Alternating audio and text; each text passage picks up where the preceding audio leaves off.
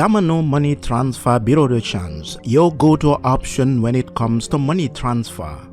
With Jamano, you can send money from anywhere in the world to your family and loved ones in the Gambia and be sure the funds will be delivered to them within the shortest time possible.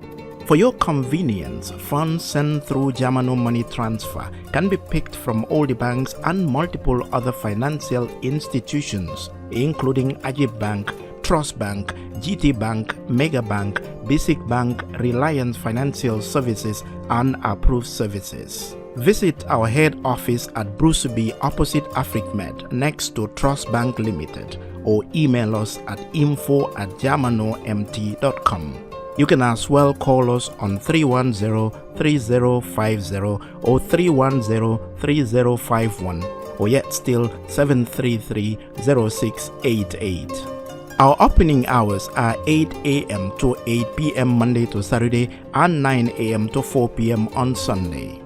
Jamano Money Transfer, your most trusted money transfer service where customer satisfaction is paramount. When you think of a simple, fast, and reliable money transfer, think Jamano Money Transfer.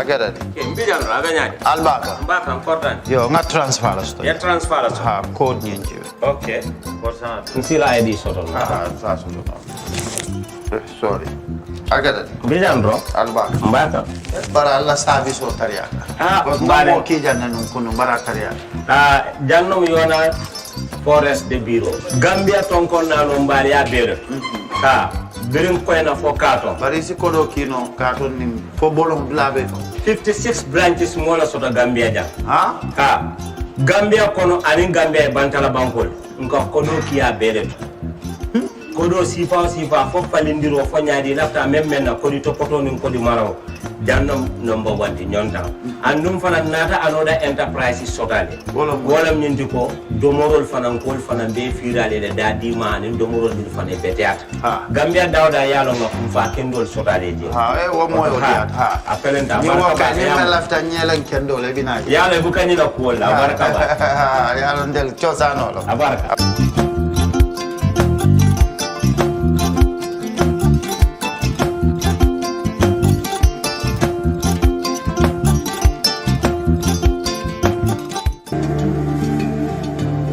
Islamic microfinance is becoming an increasingly popular mechanism for poverty alleviation, especially for developing countries around the world.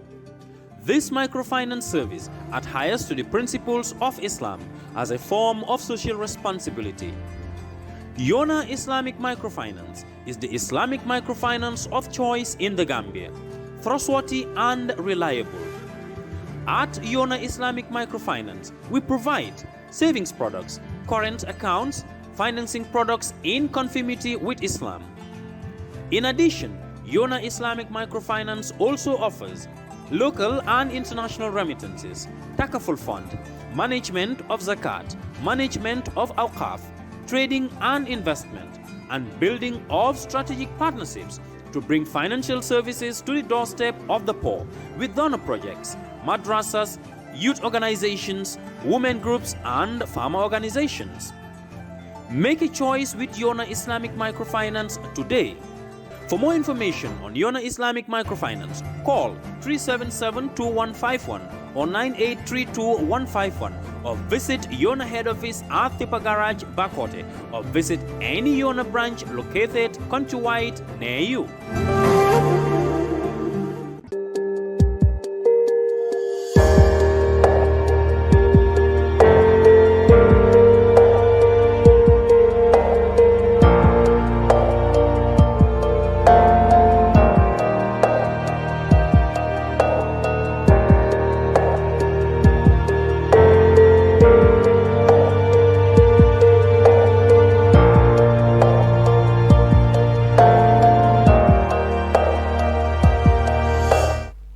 afternoon and welcome to the brunch on Kerfato. This is our weekly current affairs program.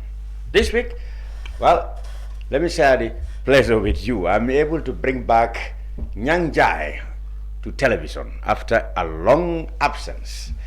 He will tell me why he has been hiding his face from the people. Well, Nyang, of course, you know, prominent economist, analyst, commentator on Gambian affairs. And at some point, I think I want to suspect he was a politician, or rather a sympathizer of one or two political ideas. But of course, he made that clear. That was in the past. Nyang, do you still ascribe to any political view of any of these groups? Well, good afternoon, everybody, and it's nice to be back after, you know, a long conversation with Mr. Cham, who convinced me to come. But yeah, Mr. Cham, I think every human being, like it or not, we have political leanings and political ideology. The last elections, I mean, looking at the spectrum of candidates that were available, I decided that my best shot at changing the status quo was to endorse a party. And that doesn't mean that I'm a card-bearing member of a party, but that was the only party that I thought would have made a difference in the Gambia I was trying to, you know, aspire for.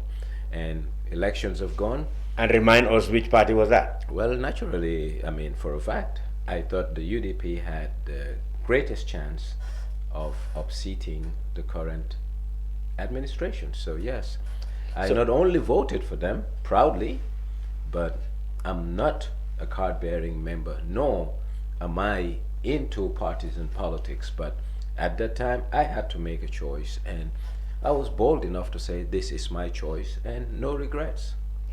Okay, so, but of course, like you said, you don't subscribe to any. Nah. Now, okay.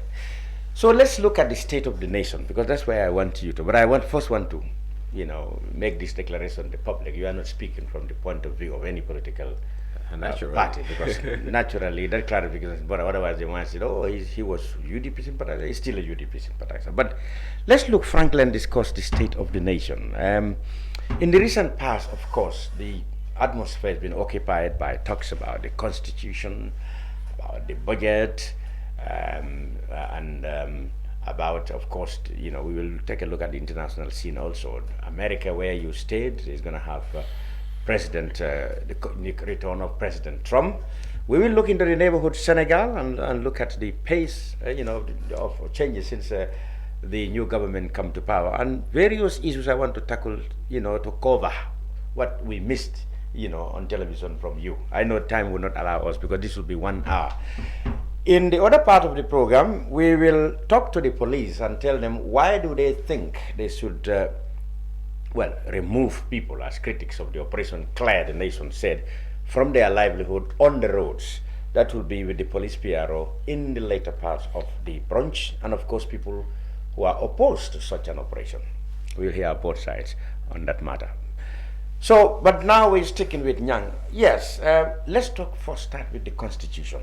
Much has been said, you know, since the government came with their own version of what they think the Gambian people should have as a constitution. There was a big uproar, there were consultations, and many right-thinking people said that this one definitely serves only the interests of the executive and not the people in general.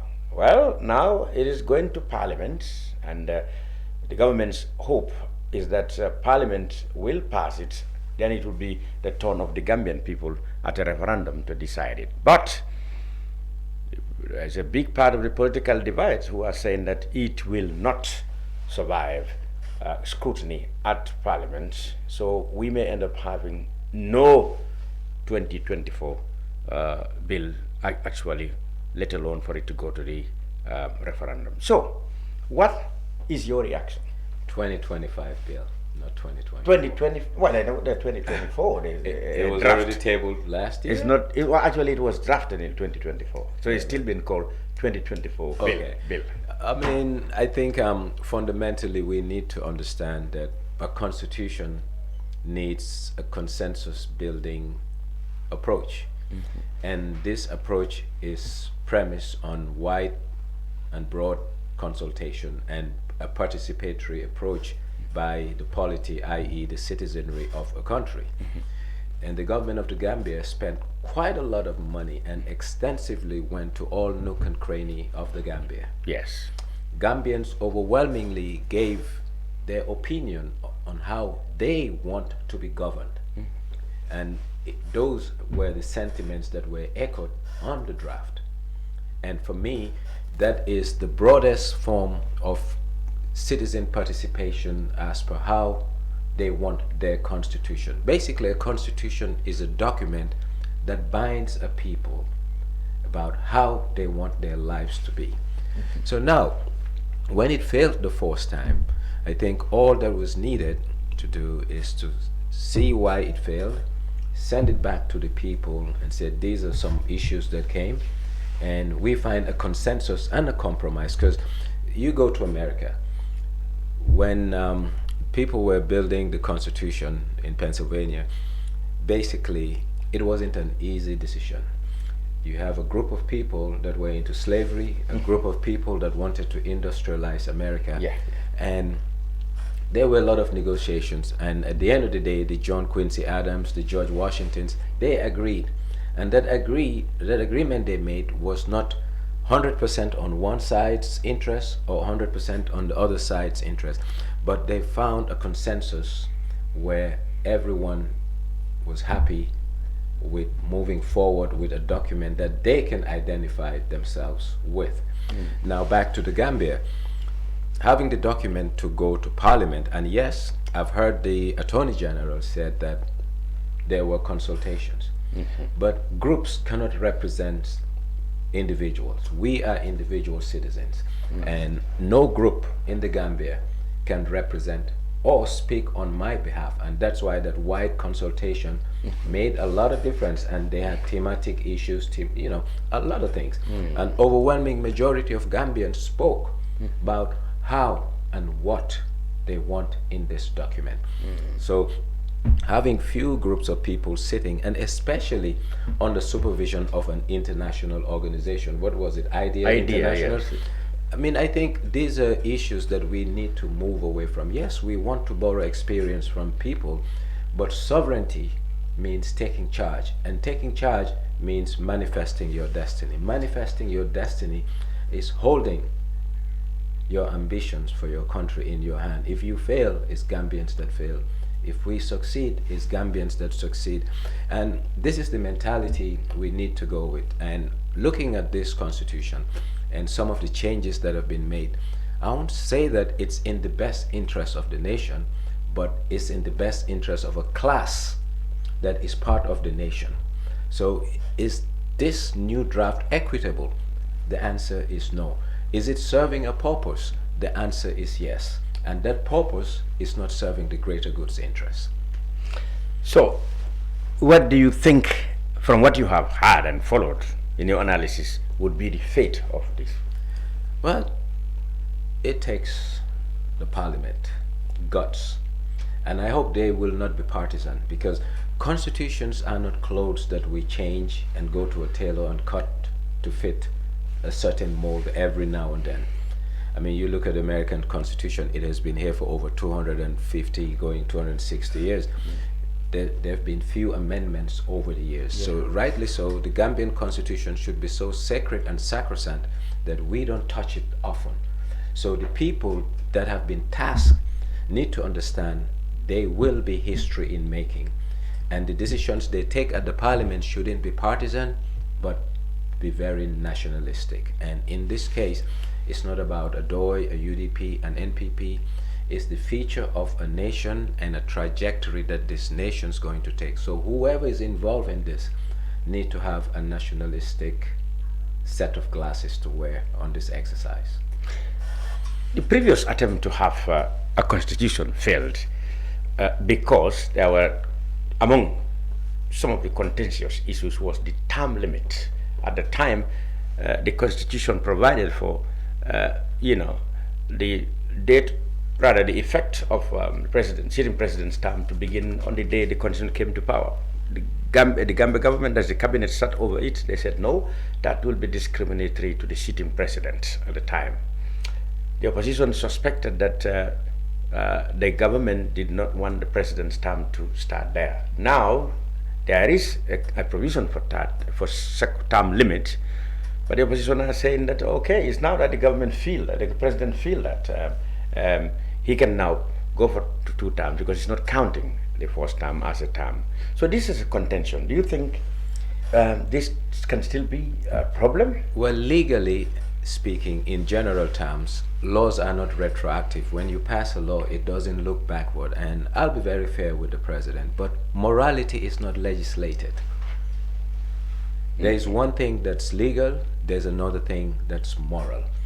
Even if the Constitution is mute on that point, the president knew how he came to power and how an overwhelming majority of Gambians who were non-partisan in choosing him chose him. And the assignment that was assigned to him had nothing to do with which party he belonged, but the Gambia they wanted to see. So even if there is no legal reason stopping him, he should be morally upright to know from whence Gambia came from and why he was given the opportunity out of so many people to take Gambia out of that ditch and put it or set us on a path to restart and reboot a Gambia that will be equitable, prosperous, and give everyone an opportunity to be the best they can be for a better Gambia. So yes, he doesn't need a law that says your term should start counting X or Y. He should be moral enough to say, not Gorsi Kadubi. Gorsi Kadubi, I said this and I don't want to renege. Conscience. His conscience should tell him, my people suffered enough. And I knew the reason they suffered enough was self-perpetuation. So therefore, if I believed in that and now I want to renege on this, what kind of a human being I am?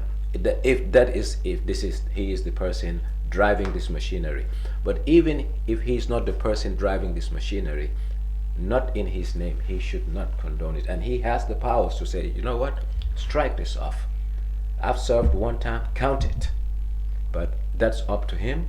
So not everything should be based on legality. Sometimes we need a moral compass in making decisions. All right, so in other words, President Barrow has an option to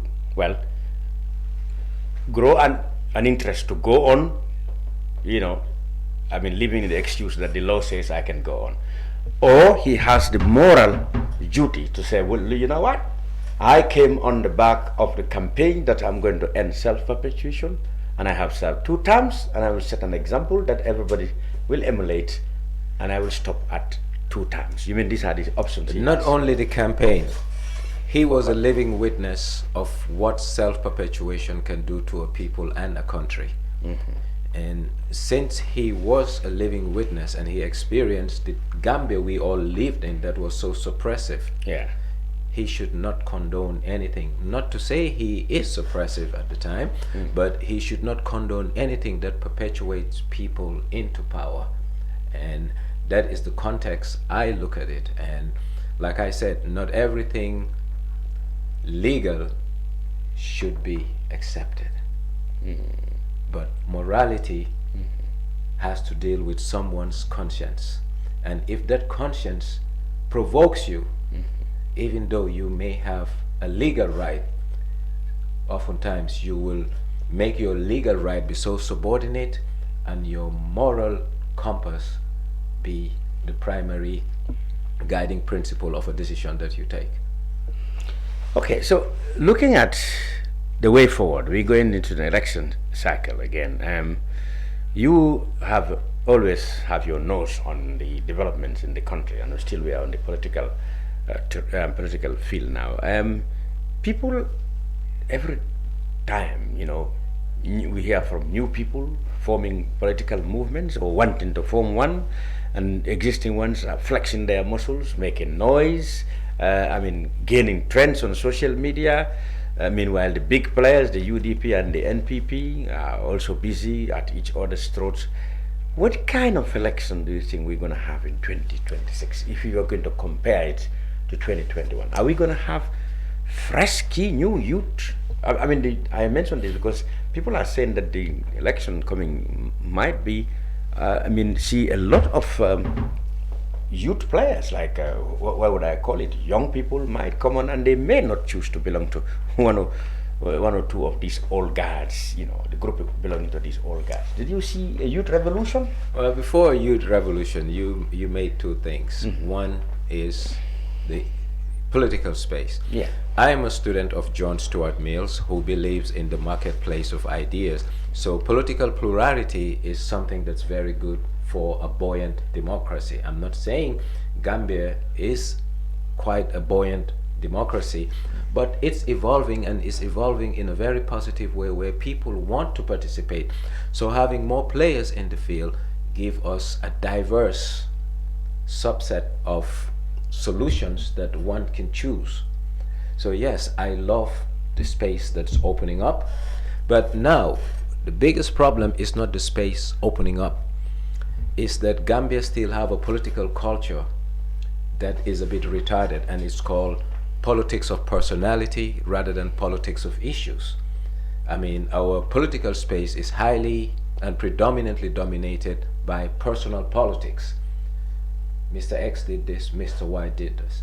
That's not what the average Gambian needs. The average Gambian needs a political grouping, a person that will come up with solutions to their bread and butter issues, solutions to their healthcare, education, security, and prosperity issues.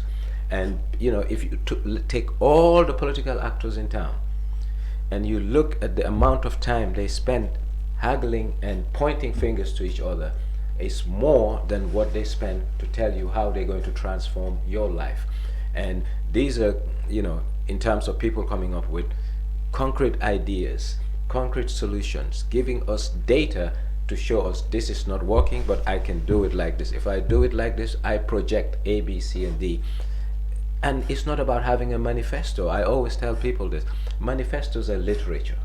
And sometimes we need to go beyond a manifesto, but we first need to change the concept of politics of personality to an issue-oriented political space. Then you go to the demography. Gambia is an evolving youth demography.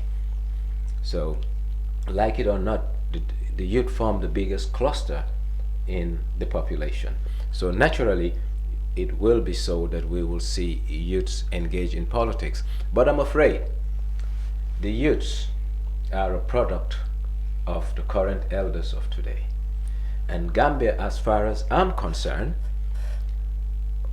our political, socio-political and socio-cultural ideology has been a bit sick for over 30 years. Why do you say so? Well, look at the charlatanism that's happening in politics. Look at the opportunism that's happening in the public administration and politics. And the youths are a direct result of the environment they live in.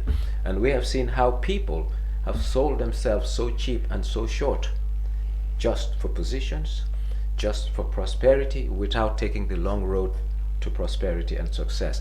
So yes, we have youths that are coming, but are they conscientious enough not to continue to play the exploitative nature of Gambian politics? Because Gambian politics has been very exploitative. That's why you have the Yai companies, who people use to rally a lot of people. They make money, the Yai companies, it doesn't filter down. You have youth groups, youth leaders, they're also compromised.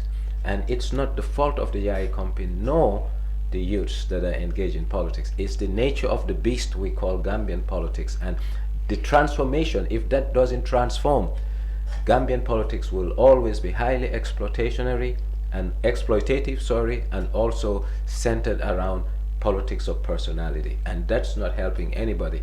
And the youth in this country, if you look at the unemployment, lack of access to opportunities, both for health and education, they should be concerned. And any serious politician should see them as a threat to their existence. But unfortunately, they're easy to deal with because perks, money, and opportunities will make a lot of influential youths be part of the problem rather than part of the solution.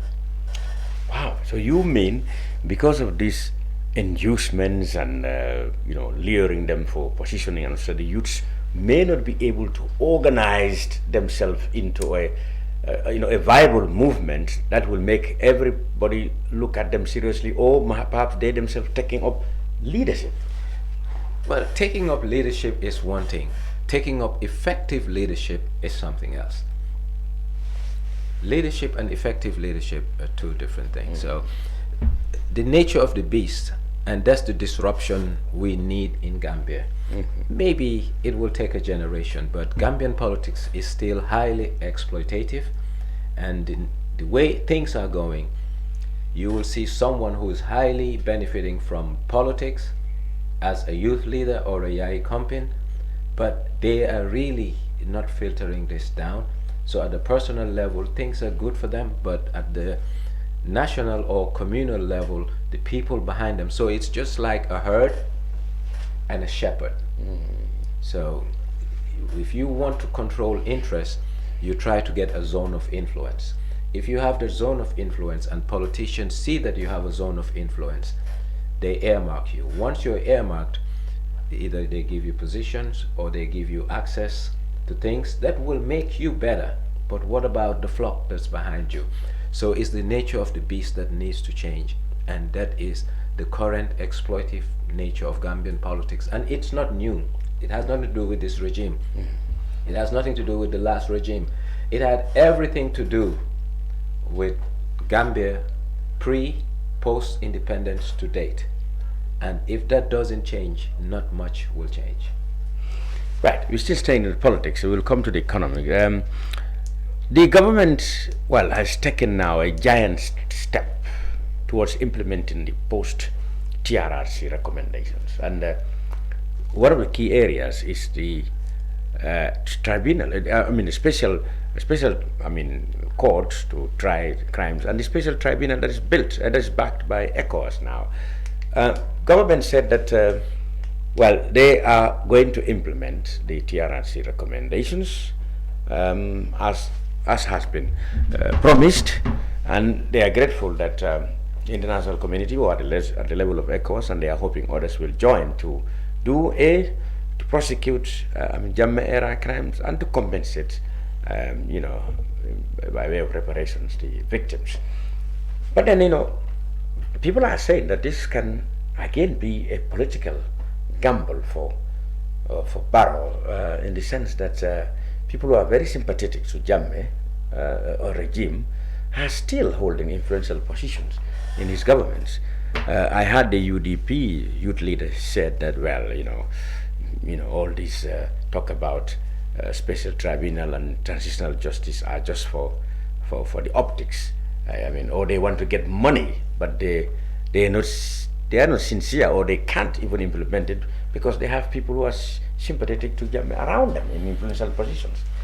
What do you make of this? Well, this is a social demand, and this social demand emanated from 2017 elections, when Gambia really, got out of a dictatorial regime, a long-standing dictatorial regime. So this is a delivery that's not only long overdue, but Gambians are still expecting it. Yes, I foresee some hurdles, because they're strange bedfellows in this administration. At one point, they were enablers of the collective misery that Gambians went through. And these people are very visible in the public administration, and sometimes at very high levels. That's number one. Number two, we're coming into an election year. Wanting to prosecute Jammeh may alienate a whole region from voting. So yes, maybe they will start the process. Yes, maybe they will start with compensation and other things, and maybe post-election they will get into the substance of really dealing with the crimes that happened during Jammeh era.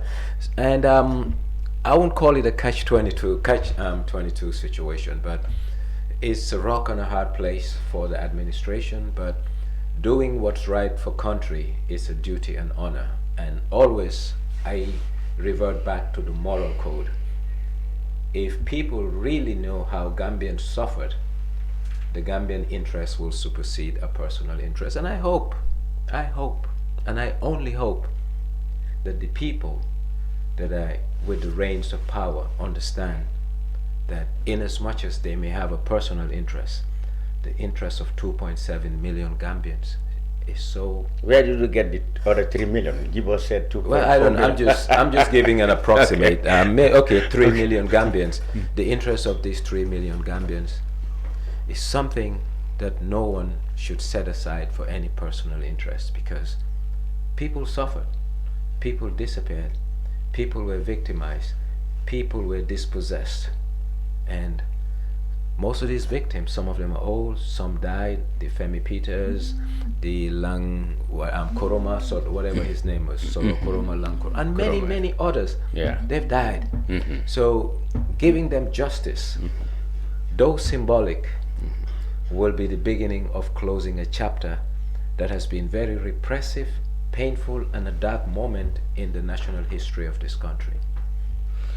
So you agree that this is going to be a hot potato in the hands of President Barrow and his administration, because of course the way they structure their politics in alliance with people, you know, that everybody believes we are close to the power, the Jammeh regime, and then of course we're heading to the elections. You know, Barrow will be under pressure not to go with the implementation of this post-TRRC, you know, with a haste, in a pacey manner, simply because it might change, or like you said, alienate a whole region, perhaps, or whole part of the country, you know, from taking part or getting interest in. And then, of course, he will also come under pressure from victims and international community to go ahead with the implementation of the TRRC. So he will be... Well, the biggest pressure is not those two parties, if you ask me. The biggest pressure should be his conscience. Or his conscience, yes.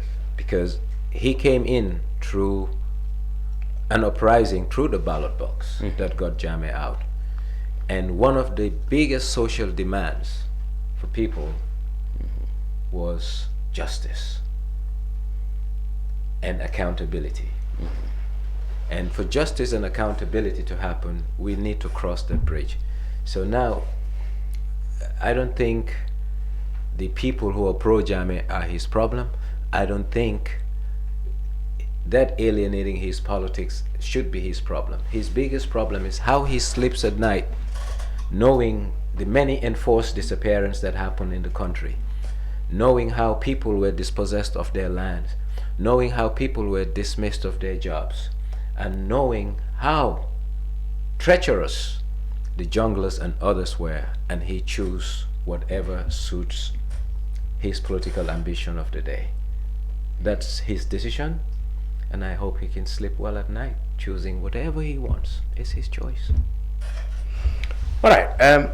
Let's turn to the economy now, an area you also follow keenly. I mean, the budget has been presented. It's said we're going to spend close to 52 million dollars, and we're going to spend 11 billion on debts. There was also this asset recycling came up when some analysts said that, you know, not the entire content was known to the people at the time of the signing, and then, you know, the explanation from the Minister of Finance to say nothing was hidden, and the Senegambia Bridge assets recycling agreement was for the interest of the country. This and any other observations you may make on the budget and the financial situation, the GRA, the collections, they said they've now collected more than $20 billion. That's 1 billion more than they have been assigned to do. They've introduced this commodity tracking that tracks goods so that nobody now can evade paying tax on imported items. And then there's the controversy as to whether the cross-border cement trade, the high tariff according to the operators, that was placed on that is killing their business. And of course, the argument of the government that they need to protect local industry. All these were things that exercised the minds of Gambians over the last 7 months or so when you were not on television. So what do you make of all this? Well, I think first and foremost, we need to understand the trajectory that the economy took to get here. And in Gambia, people are too or loosely used the word post-COVID pandemic issues as issues that justifies the lackluster performance of our economy over time. See, if you understand what happens in 2017, the external debt of the country, because we were under what you call a staff monitored program, and most of the donors were so benevolent to give us a break on paying our external debt, i.e. the London Club, Paris Club, and other donors.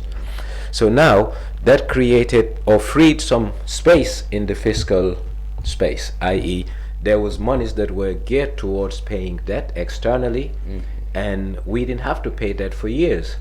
So there were extra dollars, but these extra dollars were shifted to public expenditures, especially on public infrastructure works. Now, Was that not a wise decision? no, it's not wise, because if we were just using a one-off budget cycle to pay for some public infrastructure work and move on, it'll be all right. But we have committed ourselves to some public infrastructure projects that will overlap into other budget cycles. And now we have come to a point we need to start paying our external debt obligations to these London, Paris clubs and others. Now we have debt that we need to pay, but at the same time we have outstanding liabilities that are contingent because of decisions we took 2017, 2018 in terms of public infrastructure. This automatically bloated the budget.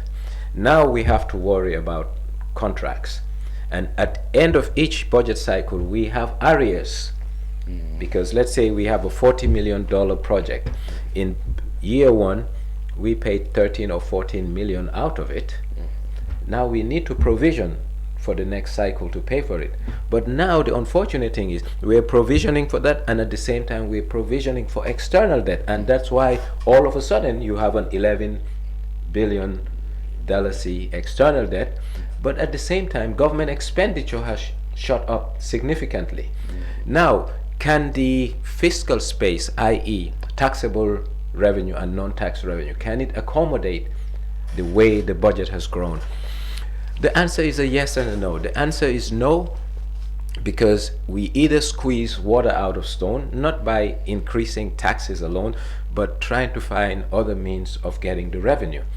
And in doing so, a lot of people in the formal sector, which we want to grow, will now go informal.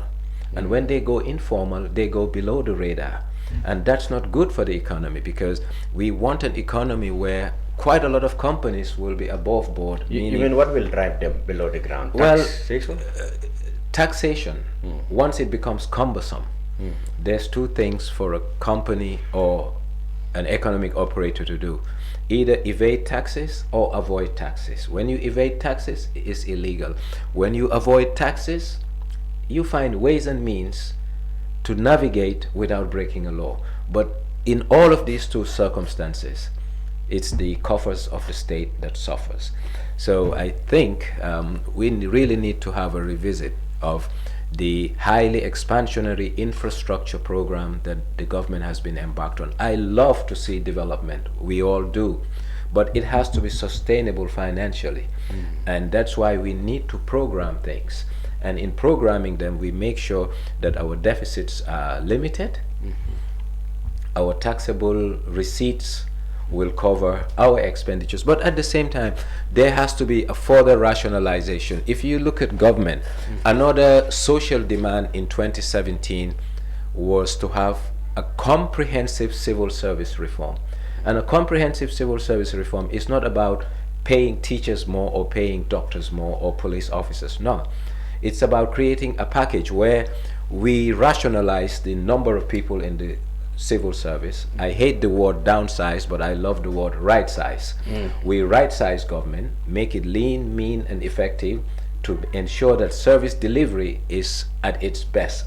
To compare us to countries like Rwanda and others, we can do that. Keep a manageable Not size. not manageable. What? Right size, the appropriate size of human resource in government to provide the public service delivery that we need. When you say right size, you mean the number that we need and not bloated. Exactly. Okay. But you know, when you say downsize, it's just taking a knife and cut. No, rationalize. We have a population that need X amount of ID cards. So how many people do we need in the system to be it's a public service delivery.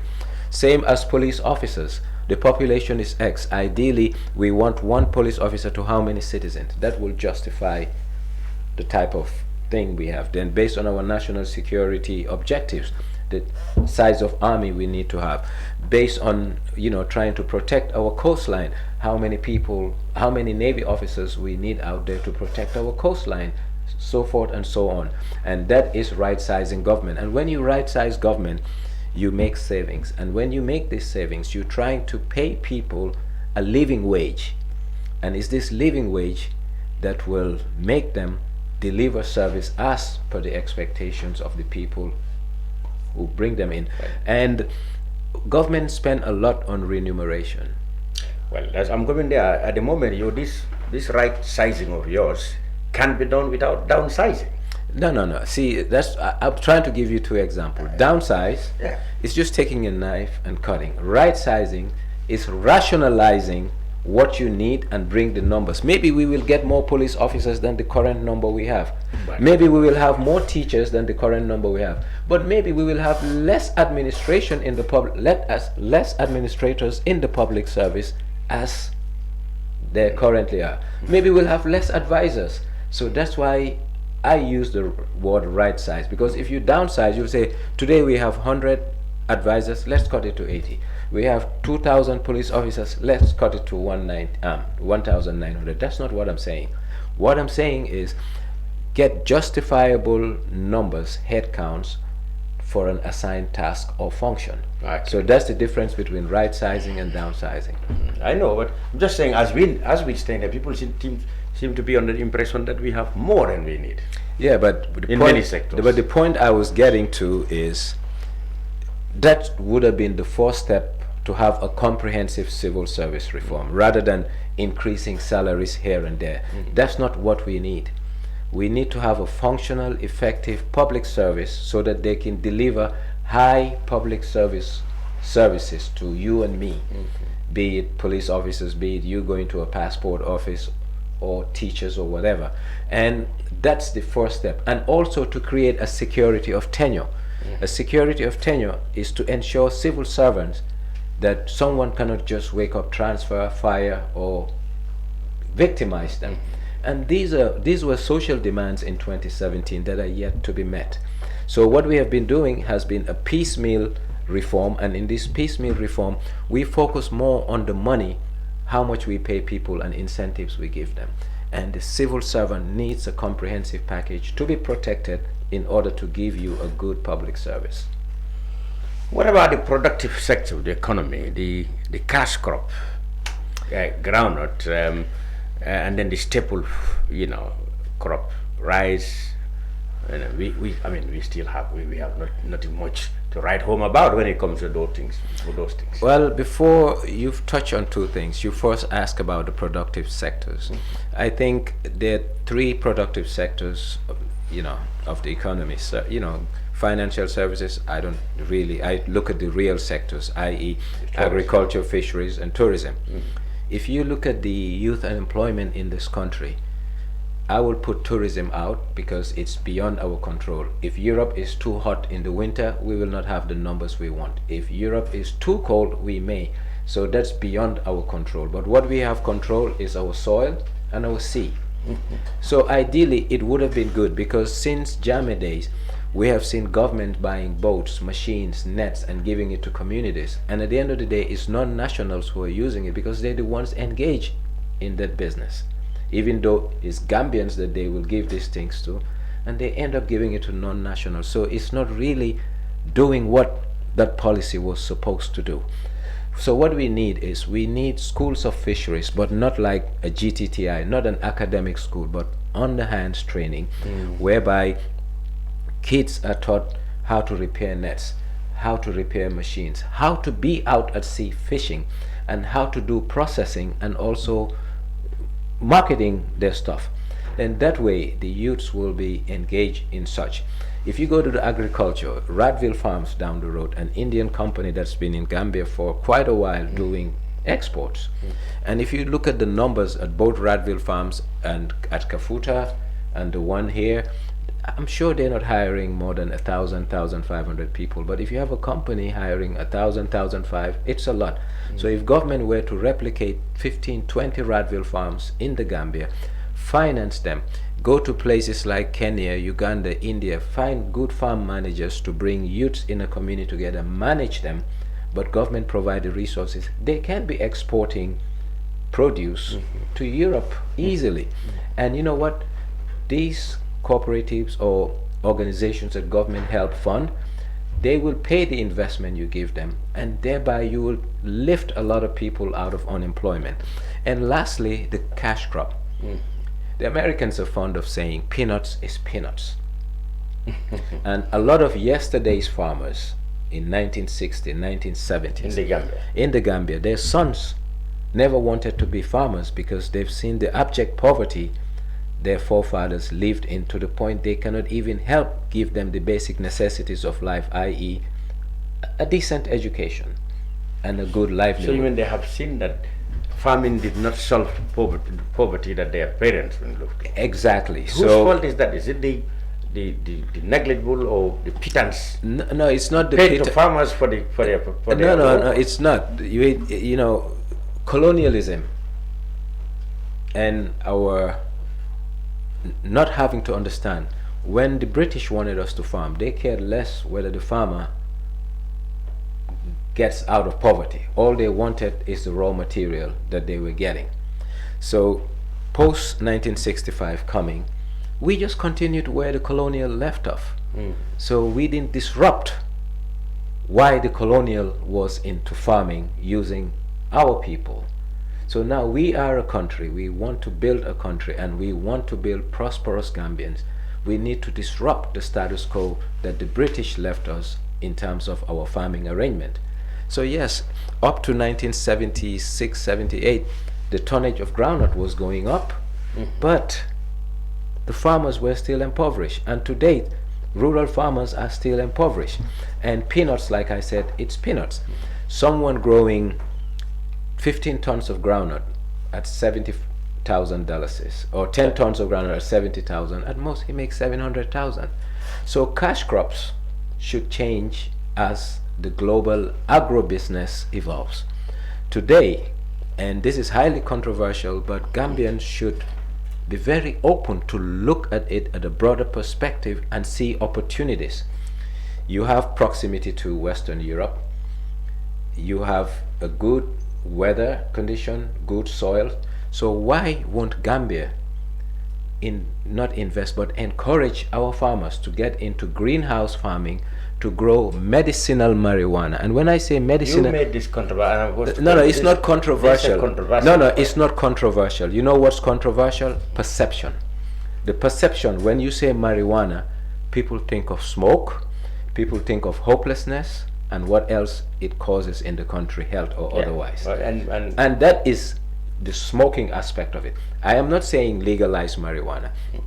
I'm not saying let people in the country smoke. No, I'm saying allow farmers to grow high-grade medicinal marijuana, whereby a kilo can be sold for $3,000. So now a farmer who can even grow 10 kilos twice a year can now take his or her son to any school. But now there is there's what you call safeguards.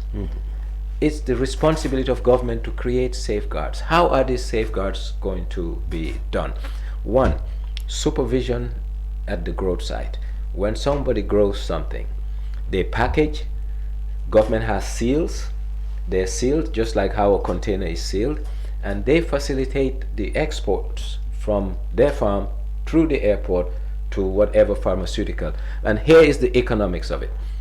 What people smoke in the country, no one can sell at most maybe $60,000 is a kilo. I don't even know, I'm just giving a hypothetical. So now, do you think a farmer who has an opportunity to sell something to a pharmaceutical in England for 2,800 pounds will sell that same kilo locally for $60,000? The answer is no.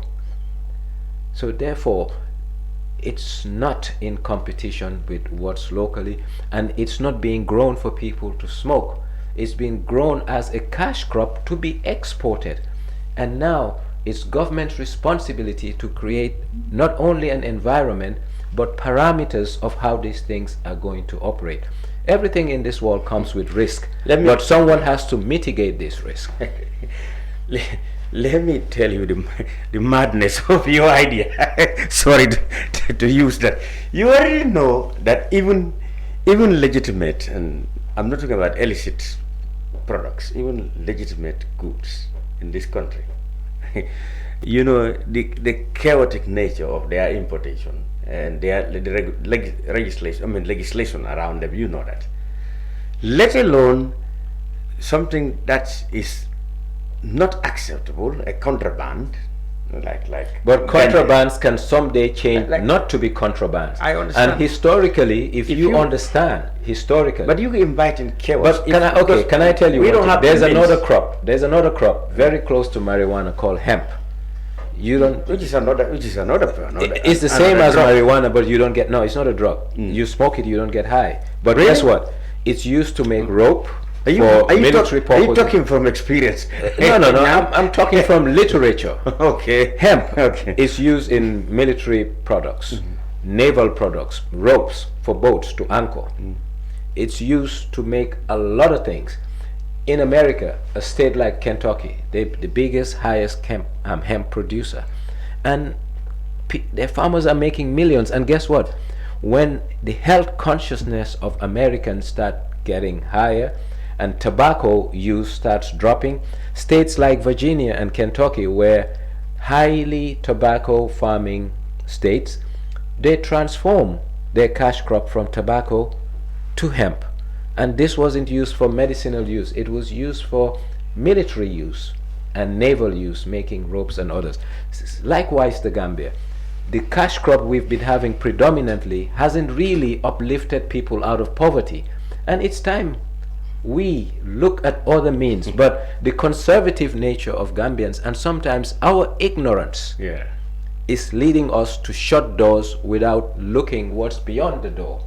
And all I'm just saying is, I want to provoke a discussion where Nari today, let them not even talk about allowing people to, but let them get strains from Holland, from the Caribbean, grow and test and see the prospects. They're not selling or anything. You have an agricultural research. Yes, it's illegal, you're not growing. Grow it and burn it, but look at all these strains that are available and see what kind of yields you can have. Then you can advise government. My point is, let us just not be too conventional, because the cash crops that we used to grow, such as groundnut, it was not for our need, it was for a need of a colonial. Good. Now we need to find something that suits us and that will uplift our farmers out of poverty. But I'm telling you that from our very nature right now, marijuana is the last in that list too, because it's going to be chaos. But you're still looking at something I'm not looking. I'm not talking about growing marijuana for people to smoke. Medicinal, but I'm talking about growing marijuana, bulk packaging it, and sell it outside. But where do you cut the difference? This is medicinal and this is what is smoked in the streets everywhere. If today you have a farm, you have 4 greenhouses of 50 meters by 150. You're growing inside. Technology is available whereby I can put CCTVs in your thing. I can no. My point is, there are a lot of ways to mitigate the risk that, or perception that a lot of people have. But the thing is, what you don't know or what you haven't tried, you cannot come up with assumptions. But we dare, Gambia need to dare to be different. We dare to dream, and we dare to be disruptors. A country need to disrupt. and we need to disrupt our agro business. Well, the kind of disruption you are asking for is to bring chaos. And But who said it's going to bring chaos? That's an assumption. But that assumption is not tried and tested. And this is the fallacy. I'm not championing marijuana, but my point is, we as a people, because of our stereotypes, we shut doors before we see what's beyond the door, and we need to look. Indeed. Okay, let's continue with the economy. You said, of course, tourism is volatile because we don't control that. But how do you see this current season?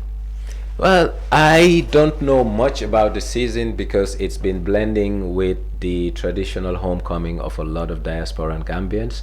So maybe late January, early February, I can see whether the non-traditional, i.e. the traditional people, the winter bird tourists, have really made a significant dent. But for now, we have a mixture of a lot of people making our tourism area very busy, but I want to distinguish that from our primary winter bird business. So maybe by end of the month to early February be a better time to gauge. So in all fairness, I don't have an answer to that.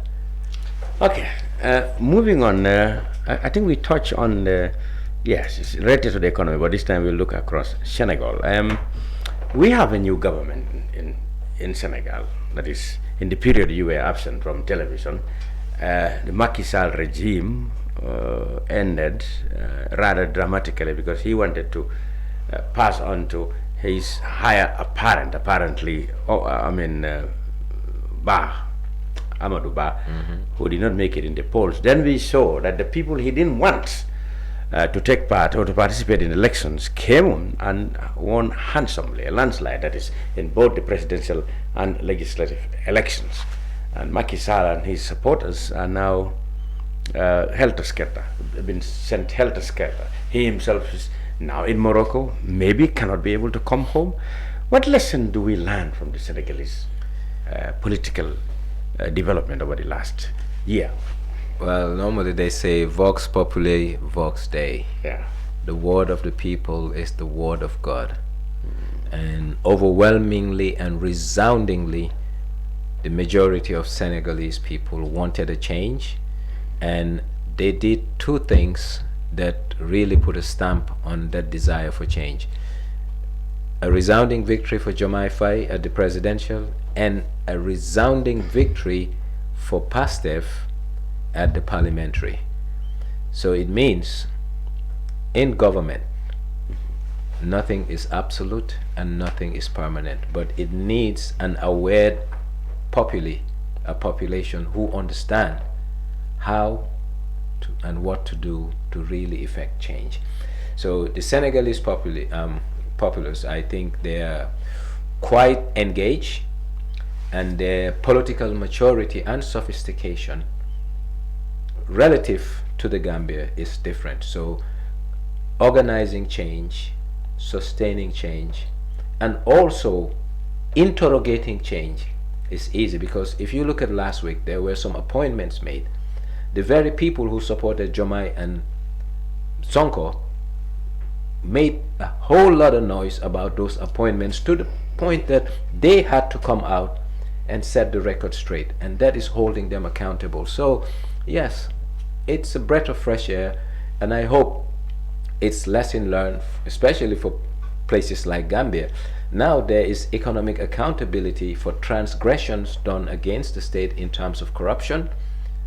So you can get away with something today, but at some point you will pay. And in public administration, there's what you call traceability and leaving trails behind. So yes, you can run away with your money, but people can come after you because there will be traces and trails left behind. And I hope some people learn that what's not yours should be managed judiciously, because you're a custodian. And once you're a custodian of public funds, you need to make sure you live on the straight and narrow. And you can run, but you can hide. So some of the measures they are taking, I mean, the new Senegalese government have been criticized to be high-handed, discriminatory, and in some cases people said they are even encroaching on the freedoms and liberty of Senegalese. Did you see that? Well, not yet, for the simple reason that if that were the case, I think soon as they came into power, the first thing they would have done is to round up a lot of people. But no, they decided to do audits. They decided to commission exercises. And it's the outcome of these audits and exercises that's determining who they're calling. No one is prosecuted yet. They've been called to question. So I see no infringement of rights, but I have seen the establishment of due process. People on the other side of the fence are crying wolf because they have something to answer, and if you don't have a legitimate answer, you victimize. And playing victim is easy, and they just have to answer. No one has been sentenced, no one has been charged to date, but they just been called for questioning, and it shouldn't be a big deal. What do you make of this this ideology of PASTEF and their leaders, Diomaye Faye and Sonko? I mean, in the region, they have been hailed as visionary leaders who probably will infect many other neighboring countries with their ideology. I mentioned in previously, just not long ago, about whether the youth factor in Gambia politics may play a key role in 2026. But it looks like the Senegalese, experience is admired very well around the region. Do you see a factor where they may influence elections and political developments in other countries? Once again, if people understand history, they will understand evolution. The way our grandfathers dealt with Tubabs and colonizers was different from the way our parents dealt with them. The way me and you are dealing with them will be different from the 15, 16-year-old. So the African has been demystifying the colonial. Sovereignty is very important to them. National pride is very important to them. And you look at an Ibrahim Traoré, you look at Mali. So it's happening across the continent. Some places coming slow, some places acting as a catalyst, and Senegal has been a catalyst to show the new African. Last week, Emmanuel Macron said something. In less than 6 hours, 2 countries, three countries, Chad, Burkina and Senegal, gave a very sweeping answer that maybe 5 years ago some African presidents dare not. It has shown something, that the new African doesn't have that complex that many leaders had, but also the reason why many of our leaders had that, they were protected by this group of people, these Europeans, allowing them to do whatever they want to do with their people, both in terms of exploiting the resources and also repressing the people. So these things are changing, and the new African is a bit bold and really see the Western leaders as their contemporaries but not as their masters. And it's changing with a younger population, and whether you like it or I like it, it will sweep Gambia at some point. When, I don't know, not in the next 2-3 years, but it's coming. And the arrival of that will begin to spell true independence, because most of our countries are not independent. We have somehow political independence, but we lack economic independence, and that's why the word sovereignty is absent in our independence. And at the regional level, ECOWAS have asked Senegal, or President Diomaye Faye in particular, to liaise between it and those Sahelian countries, Mali, Burkina, Niger, who have left to form their own, to liaise with them so that they can get back them to the fold. But people are saying that it does seem now Diomaye shares the same ideology with those 3 countries, so he may not be effective in that role. What do you see that? Not that he shares the same ideology. Well, I think he doesn't have faith in ECOWAS. The reason why I said he doesn't have faith in ECOWAS, we look at ECOWAS and how they have been endorsing elections within our sub-region. See, ECOWAS lacks credibility because it became a gentleman's club, where if you're not doing the right thing, you cannot point fingers at me when I'm not doing the right thing in my neighborhood. And secondly, we cannot call ourselves independent when the subventions that run this institution comes from people outside of the space that we live in, when Western nations give us money to run this organization. So one thing that I have seen, honestly, is Jomai trying to see or build a new ECOWAS. And ECOWAS needs to be redefined, it needs a new face, and it needs a revamp. So how do you said Jomai is trying to change the face of ECOWAS? Well, basically, if you look at Jomai and this ECOWAS parliament and Guy Marius Sagna, he made some scathing remarks about how ECOWAS is, especially the parliament. What Jomai and Sagna? I mean, the whole PASTEF, their ideology is, you cannot fund me and I still think I'm independent. So ECOWAS literally is a child of EU to a large extent than any other. So these are the things we need to change, and what Jomai and others are calling for is our sovereignty to be something that is sacred to us, our sovereignty to be something that means pride, and the beggar mentality of the African, but to be precise, the West African through ECOWAS, has really taken away our pride as a people, and these are things we ought to change. Well, let's explore now finally America. America is a place you live in and studied. You studied American affairs a lot. On Monday, they're going to have President Donald Trump return to White House. How do you think, by way of ramifications, it will have around the world, Africa? Well, elections have consequences, and the consequences for electing Donald Trump is both domestic, i.e. impact Americans, but also internationally impacts the world, because Donald Trump is now going to use something that hasn't been used heavily since the 1800s, and that's called tariffs. Because tariffs is how countries really play in terms of competitive edge over other, or trying to make another country weaker. And Donald Trump is going to play heavily on tariffs to really impact the cost of goods around the world. We need to be mindful of that. And also, his sense of international politics may be highly, even though American politics is interfering a lot on global issues, but I think Trump will really want to have a forceful hand, because he thinks America has been weakened in the global stage, and he wants to bring back that America of yesterdays by superimposing the will.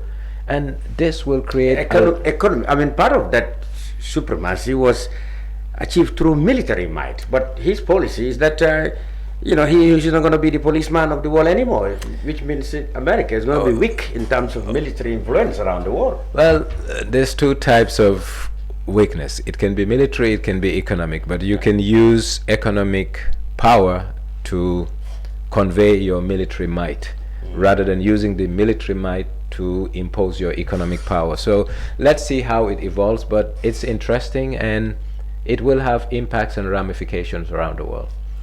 To our little Gambia and Africa, part of which he called shithole countries, do you think he will change, or will he have any more respect for those kind of, because he believed citizens of those places are the ones who flooded his country, and he's going to deport them? Well, he has the right to deport them. It's their country.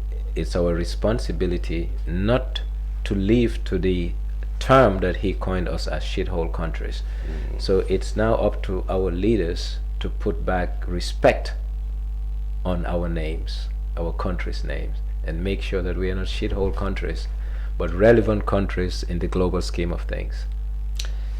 Thank you very much, Nyang Always Njie, a pleasure for being on the brunch. I really am happy that I took you out of your hibernation from television, and it has been very enriching. Thank you very much. Always a pleasure. Thank you. On the brunch. The brunch will continue with an encounter with the police, who are saying they are going to clear every obstruction on the road, and they're going to do it now by enforcing the rule, because they observe that people are not heeding to the law or the rule that imposed that order. But people are saying that the police are high-handed. We will put all these questions to the PRO after this break.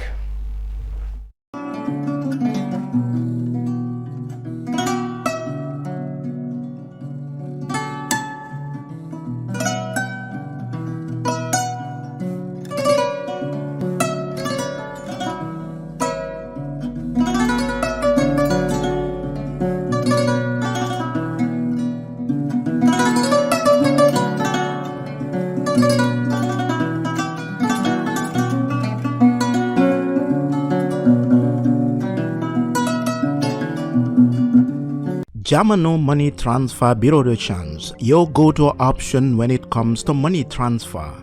With Jamano, you can send money from anywhere in the world to your family and loved ones in the Gambia, and be sure the funds will be delivered to them within the shortest time possible.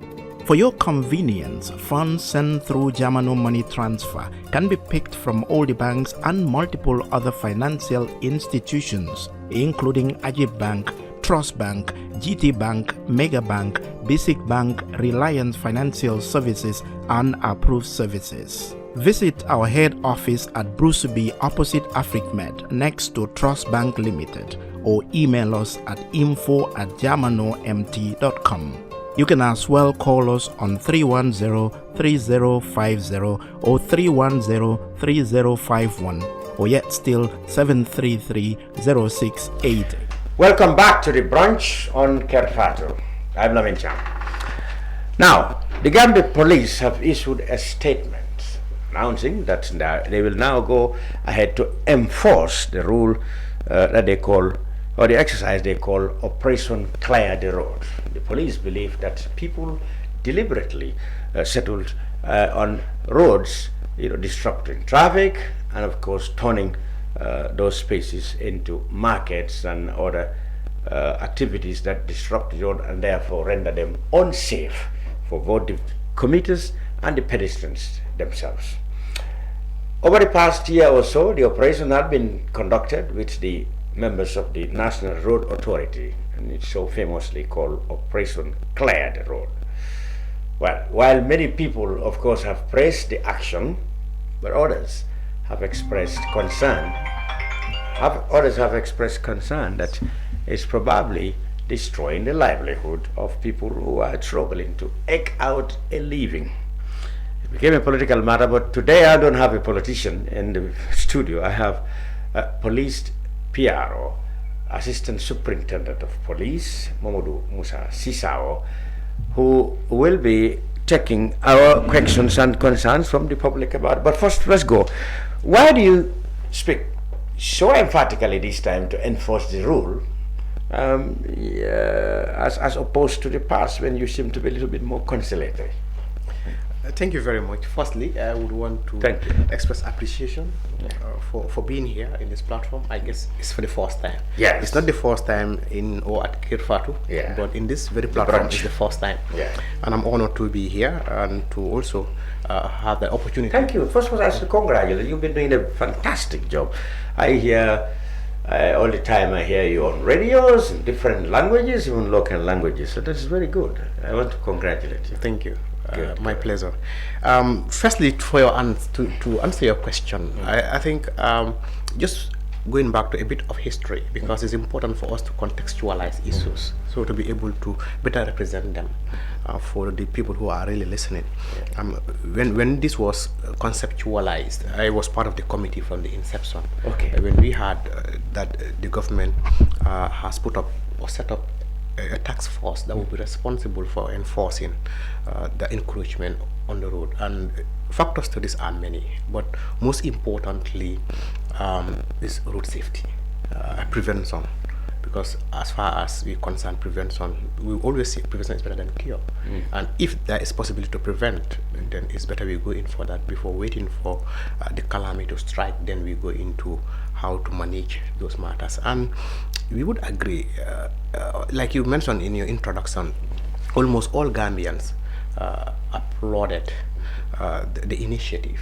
That is really important, is good. We have to actually change, because as far as the world is concerned, that's the only thing that is constant. And when we talk about development, when we talk about advancement, we have to accept some of these changes. And recently I have been stating that yes, people may be affected, individuals may be affected, but collectively, generally, it's for the general good, you know.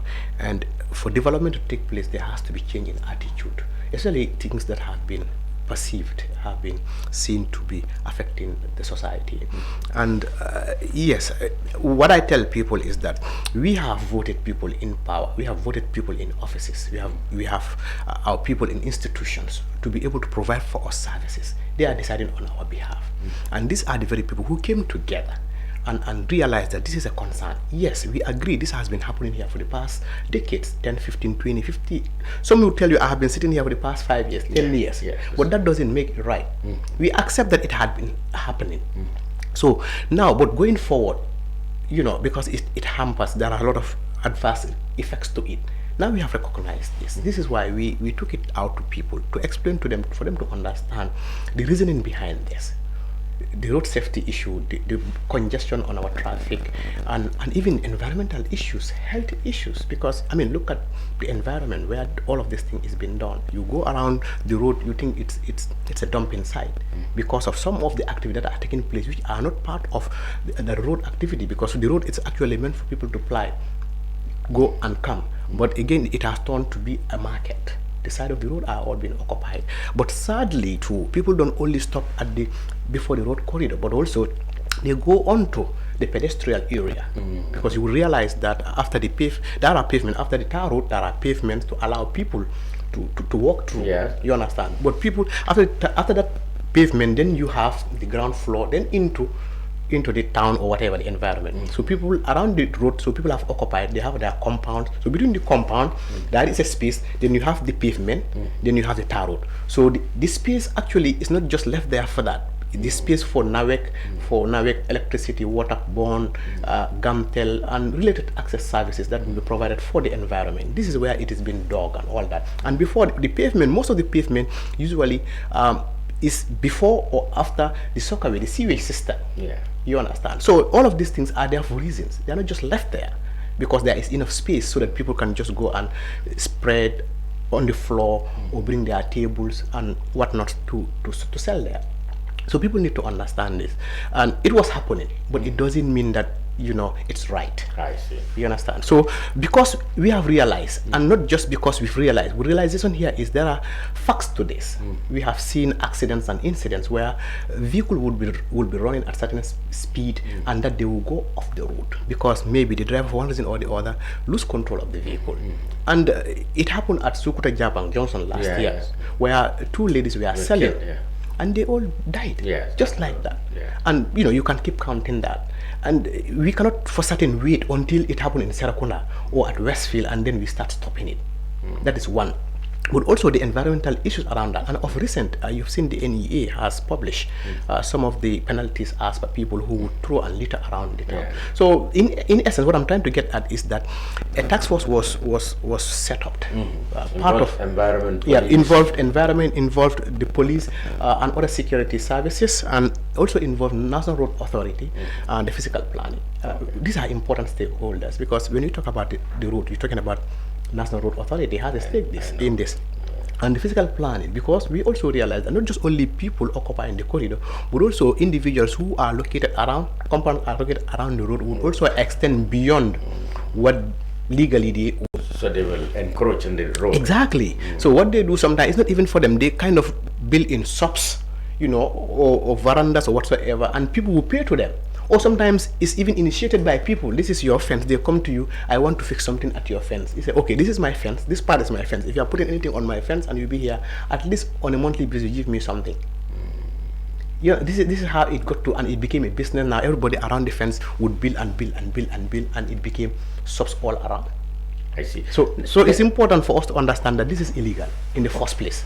So you've been, this committee has been, the task force have been round. We saw pictures, especially led by the NRA. We saw how one of their officers, Mane, has been synonymous with these operations. There have been criticisms, of course, that the police particularly, the security they always sometimes go high-handed. You know, you, instead of negotiating to evict people, you evict them by force. I mean, some of these were captured in camera.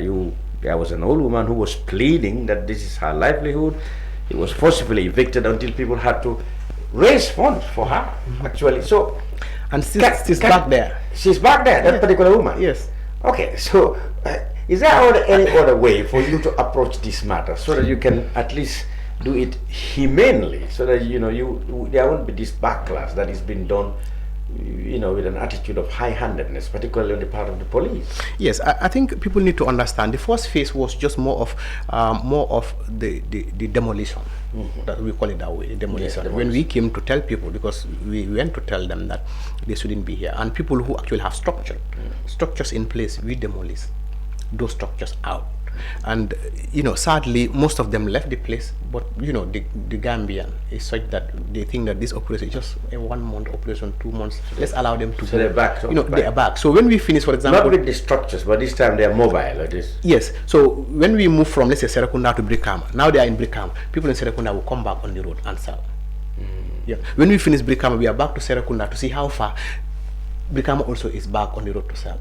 So the approach now that is why it is a bit different. The approach now is that it's been 1 year plus, and I'm quite sure nobody in this country, especially those who are involved, who are affected, would say it's not aware of this, do not know about this, do not know that the government is serious about this. You understand? So there is no other excuse. So we gave them a grace period of more than 6 months that we'll be going to and fro with them. Because at a point in time we even arrested them. We took them to court. Yes, just as a deterrent. Because when we set that example, maybe others would leave.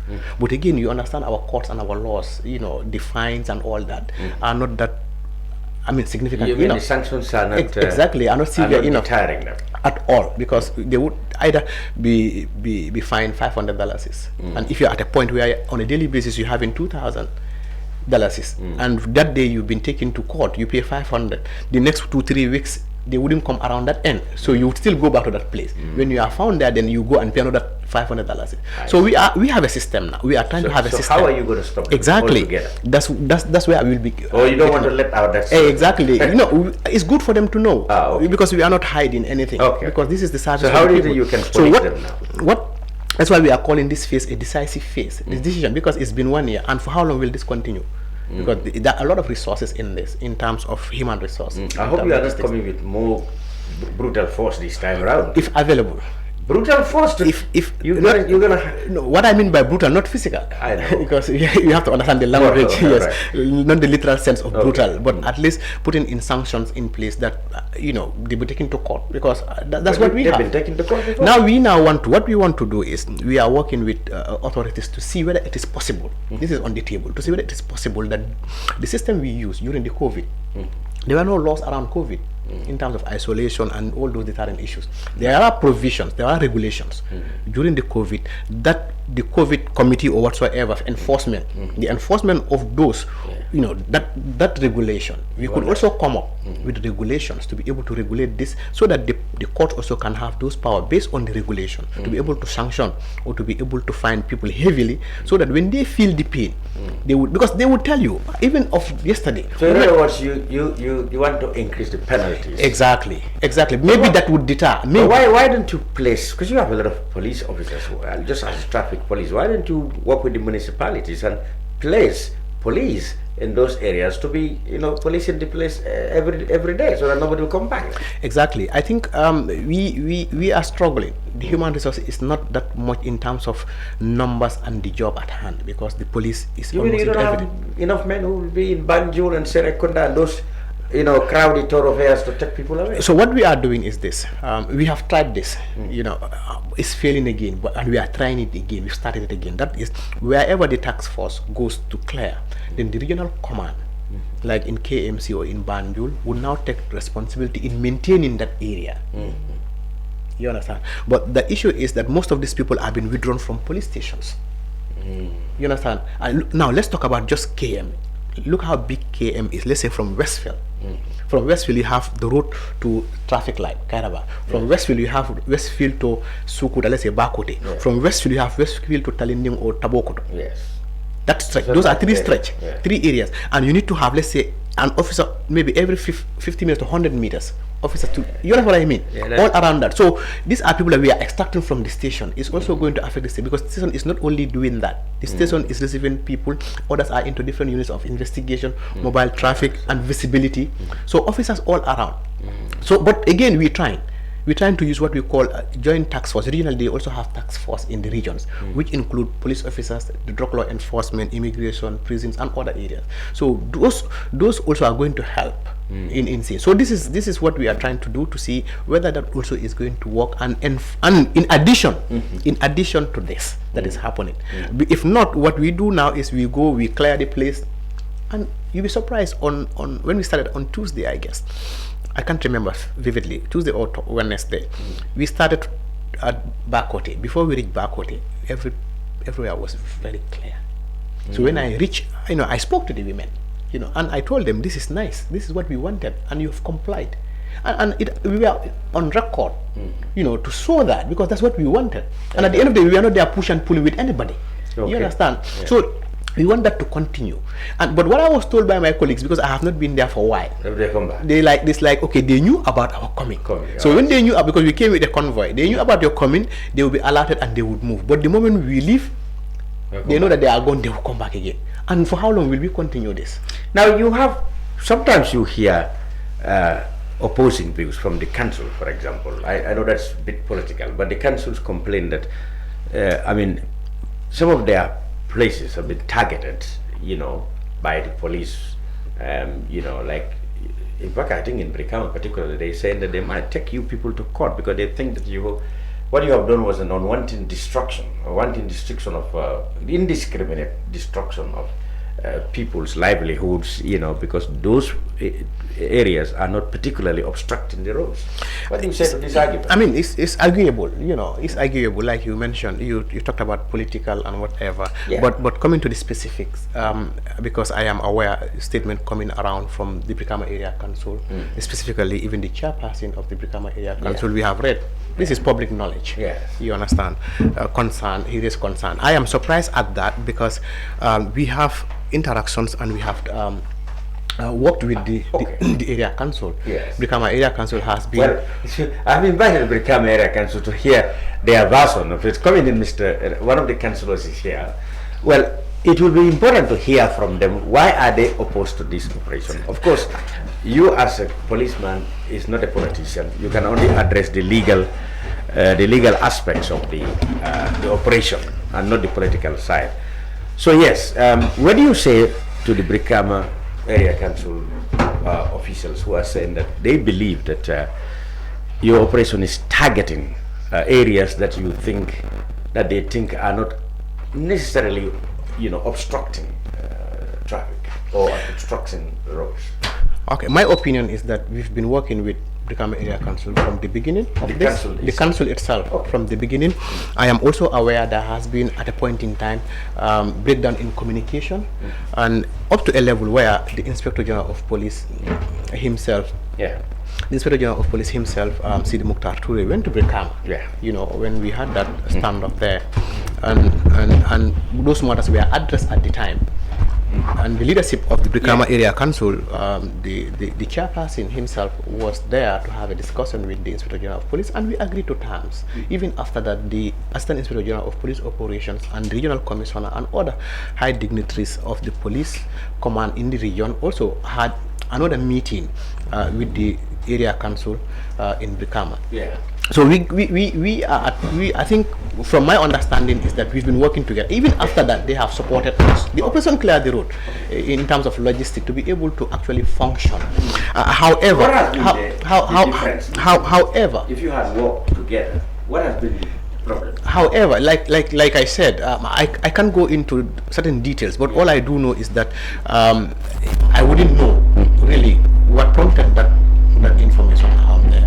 But all I know is that as I speak on that day, and even today, I am also informed that one of the councillors is here, that Brikama Area Council is doing everything possible to relocate their vendors to areas where they believe they've already agreed, because part of their press release said the leadership of the operation Clear the Road, they had discussion with them and they have agreed to relocate some of those people who are still within the road corridor, into to specific places. So yes, that's our expectation. This is why when we go to Brikama, our expectation is that we will work with them, because at the end of the day, we'll work with them together, because what is important at the end of the day, whatever we are doing as a police force is services to the people. You understand? And if our intention is for the people, we will work together. Absolutely. Yes. So for Sonko is council area council. I mean, your council have been making a lot of noise opposing this operation, clearing the streets from obstruction. I mean, the police have said they were just implementing the legal part of it, which is they want the roads to be safe, they want the roads to be free from obstruction so that people and vehicles can move freely without any problem. Why do you have issues with that? Thank you very much, Mr. Cham. Thank you very much, my senior. I mean, Sisawo is my senior. We were all together in Armitage. Oh, right, thank you. Yes. So you have to be careful. In Armitage, they punish juniors who tries to cause trouble. Yes. So, just to clear what you've just asked, like he has already lamented on some of the agreement we had in the past with the police, hierarchy, and with the people responsible for clearing the road. And yet still, Brikama Area Council, we respect those agreements, and we are ready to adhere to whatever agreement we have made. But to our surprise, if you see us to react in this way, is the info we had. And the info we had, we were vindicated with that info. I can tell you for free, because what happened was a day before the police released this statement, the governor of Brikama, Osman Bojang, came to the council, came to the market, came to the area where we suspect that is the place the police are intending to come. He came there and he told the vendors who are there, especially those who are building their new stalls around the road corridor, that side, to stop building whatever they're doing. That was a statement of the governor. He himself was there personally to tell those people, without coming to the council, without communicating to the council. And all those people who are building their stalls in that place are people who are located there by the council. Council give them documents for them to be there. But you didn't know that place is... No, it's not an area. That place, smart, because the thing is... Now I'm trying to say, are those places not obstructing the road? No, they are not obstructing the road. No. Then the police the police will not likely come to that place. No, but the police came there. The police came there. And this was the place where we agreed with the police that, we can, build stores around that area. Because when the police after the governor's visit, you said the police came? Yeah, after the governor's visit. The police came? The day the police did the release, the very day the police came. And asked them to go? Okay, good. So when the police came there, because when we understand that the police are coming back, we stay in the council up to around 8. To our surprise, the police came to Brikama around 6 to 7. They start removing people in the highway from the police to GT Bank towards Gunjur Johnson. So to our surprise, we thought that they will only stop at that side, but they came to the same place again where the governor was. So and asked them to go? No, okay, good. So when they came there, because they were led by King Koli, and when we were doing the agreement, King Koli was there. But when King Koli came there, he saw, how we organized that place. His statement was, okay, I mean, the info we had and what we met on the ground is completely different. Okay, that's progress. Yes, that's progress. He said the info we had and what we met on the ground is completely different. This place is well organized. So now we are going back to talk to our boss and others that, what we had about this particular area and what we met there is completely different. So they left. And they left. So and they left and they did not come up to date. Okay. So that means they did not come up to date. Yeah. So this means that there is progress. Okay. So the noise we made, it was an info we had, and we were vindicated about that info. Okay. So no. The people was there, and he so there's no problem now. No qualms. No qualms anymore now. So it looks like you people what the police will call alarmists. Yes. you raise an alarm that actually did not come to pass. And it's good to know that the police came and discovered that actually the place your vendors are supposed to occupy, they are occupying that place in an organized manner. In an organized manner. So the only thing, why we made the noise, the reason why we made the noise is this. Because the governor was there, and the governor asked those people to leave. I see. So you feared that because the governor asked them to leave before the task force came. And before the governor came there, yes, we have an info that the police are coming for operation. The police are coming to Brikama. We have an info before the police officer before the release. Okay. Before the release. Okay. So there are a lot of factors why we make that statement. Okay. Why didn't you consult them before you come out with your statement? Since your intention is to work harmoniously with the country. Remember, you are not a politician. You are not politicians. Yes, you are the task force implementing the No, we don't expect police to be politicians. No, they are not. They are not. So why didn't you feel necessary to consult the council, as to the areas that might be affected? No, because we think that we're still doing the same thing from day one. You understand what I'm saying? And the press release was not actually for Brikama. The press release is that we are in another phase of the operation. And that is to say that it's a decisive phase whether we will succeed or will fail. This is where it is. It's not about Brikama or anywhere else.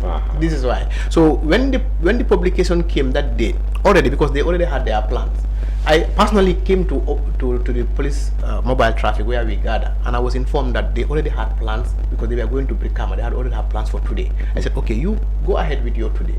Tomorrow we can start this program proper. You understand what I'm saying? So this is how we have started. But I know the implications. Why? Because the chairperson has spoken to us, and we need to recognize this.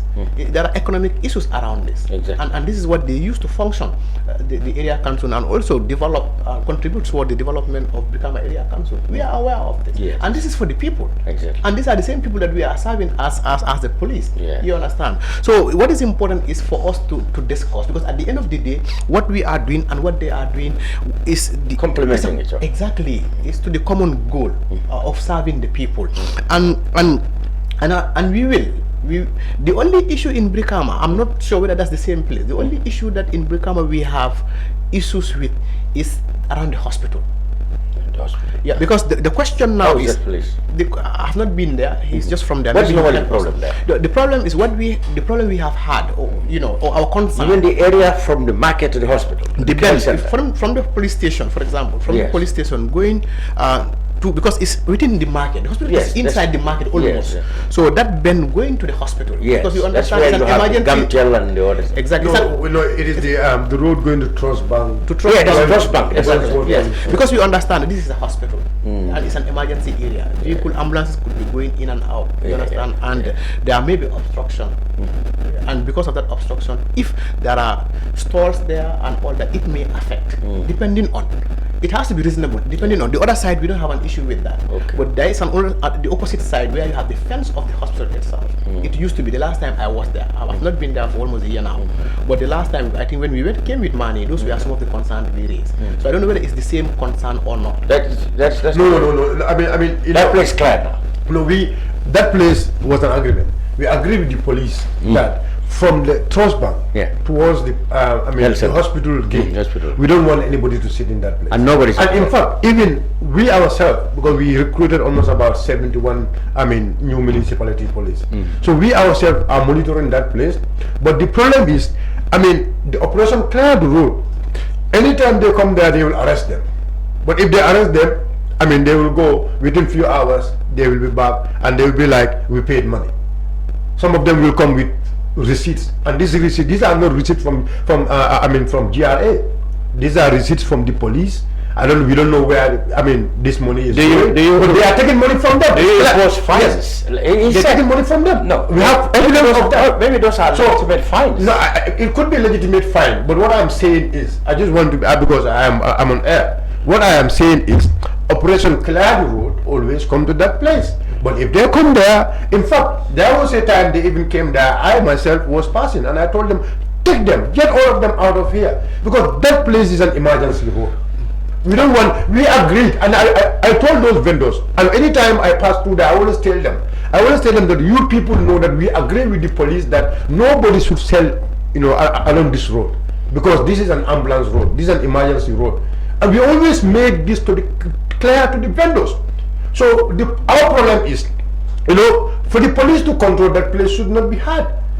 So because if you come there and then you arrest all those people who are selling there, you take their materials, and within 2-3 hours we will see them back again, the same place. Why? And they will come there again, they will arrest them, we will see them back again there. You understand? And so many of those people, if you engage them, all what they will tell you is, when they arrest us, we'll give them money. But we give them money, do you have any evidence? And some will prove evidence, because there are receipts they will provide, and this receipts entails the name of the Gambia Police Force. That's a serious allegation. No, it's not an allegation. We have proof of this. What do you do?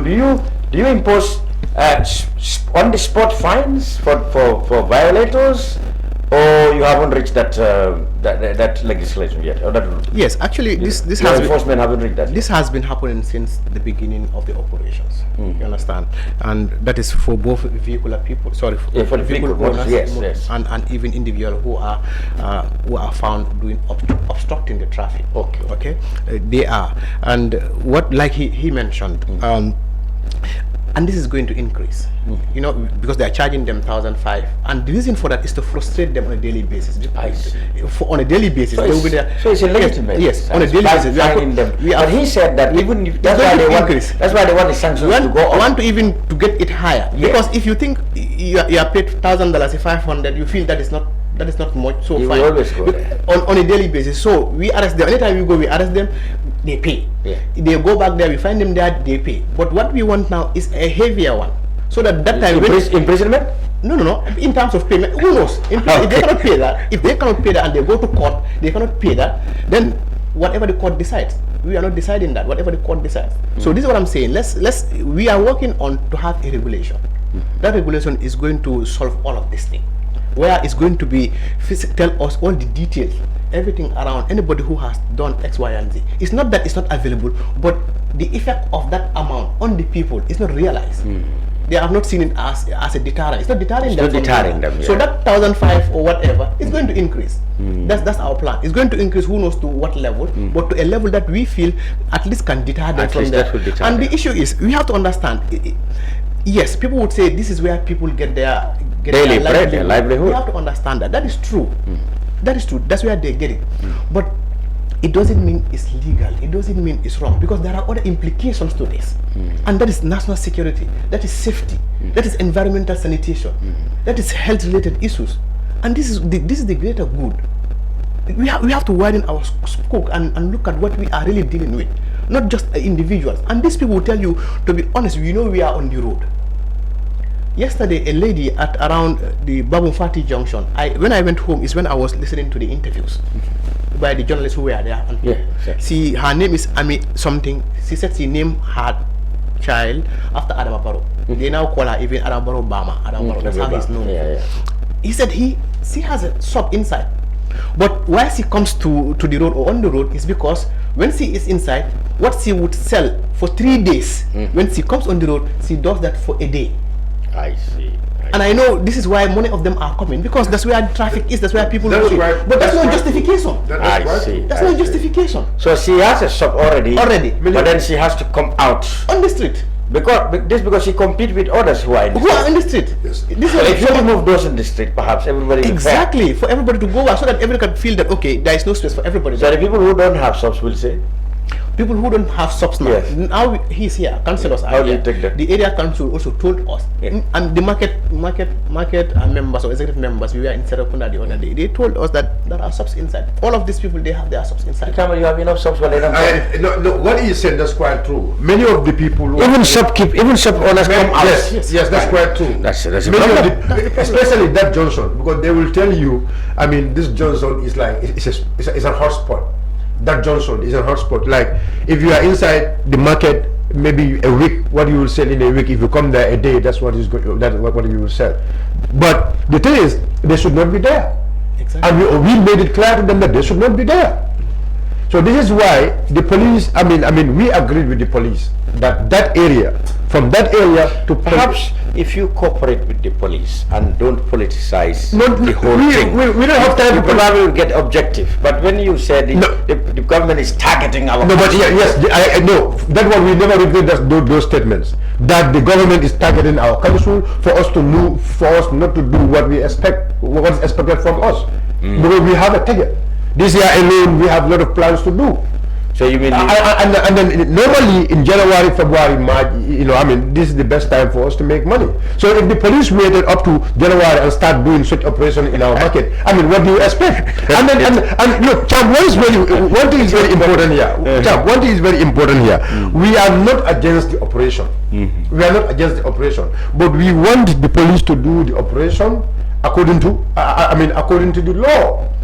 Which is what they are doing. No. The thing is, Cham, like I said to you. But based on what you've just said so far, there is no point in time that we did it against the law. I will not say there is no point of time that you did it against the law. Just based on what you've said so far. Yes. I totally agree with you. There was a point where we had disconnect in terms of communication. Yes. We agreed. Both of us agree on that. Yes. Until the IGP has to come there. You understand? Yes. And we had a discussion. Yes. From that point to date, I think we are on the same lane. Yes, we are on the same lane. And that's progress. That's progress. Yes. The problem is why we're sending that signal to the police is that let the police don't allow the politicians to put them into politics. Because the governor is playing politics. That's all what he's doing. In fact, to our surprise was this. We went to the governor's house, to his office. He invited the chairman. This was organized by some people around him there. They invited the chairman, the chairman, the vice chairman, the market committee head, the secretary, the clerk of the council. We all went to the governor's office. We sat with him and we discussed way forward. How we going to put hands together for us to develop West Coast region. And he said, now anything we have concerns, we will sit and discuss, and have a solution to it. So why the governor didn't come to us, but instead of coming to he went the first thing he did? He went to the minister first. That's because wherever you go, you already have allegedly. He went to the minister, not allegedly. Okay. I don't use the word allegedly. He went to the minister. He told a lot to the minister, right? Okay. And from the minister also now is the same person who went to the police. Okay. And I can tell you. But thank God, like I said, the police came there. Yes, the police, thank God, so far so good. We will see them as independent. Yeah. But the moment they go against our agreements. You understand? We will see it as political, and then we will see it as something motivated by the governor. You understand? So that one need to be. We've got as well as the police are independent institutions, and they will. Now you have said a lot of progress. You are now connecting. You are now working together. Yes. Obviously, we hope that logistics. They supported us with logistics to enforce this law. Absolutely. What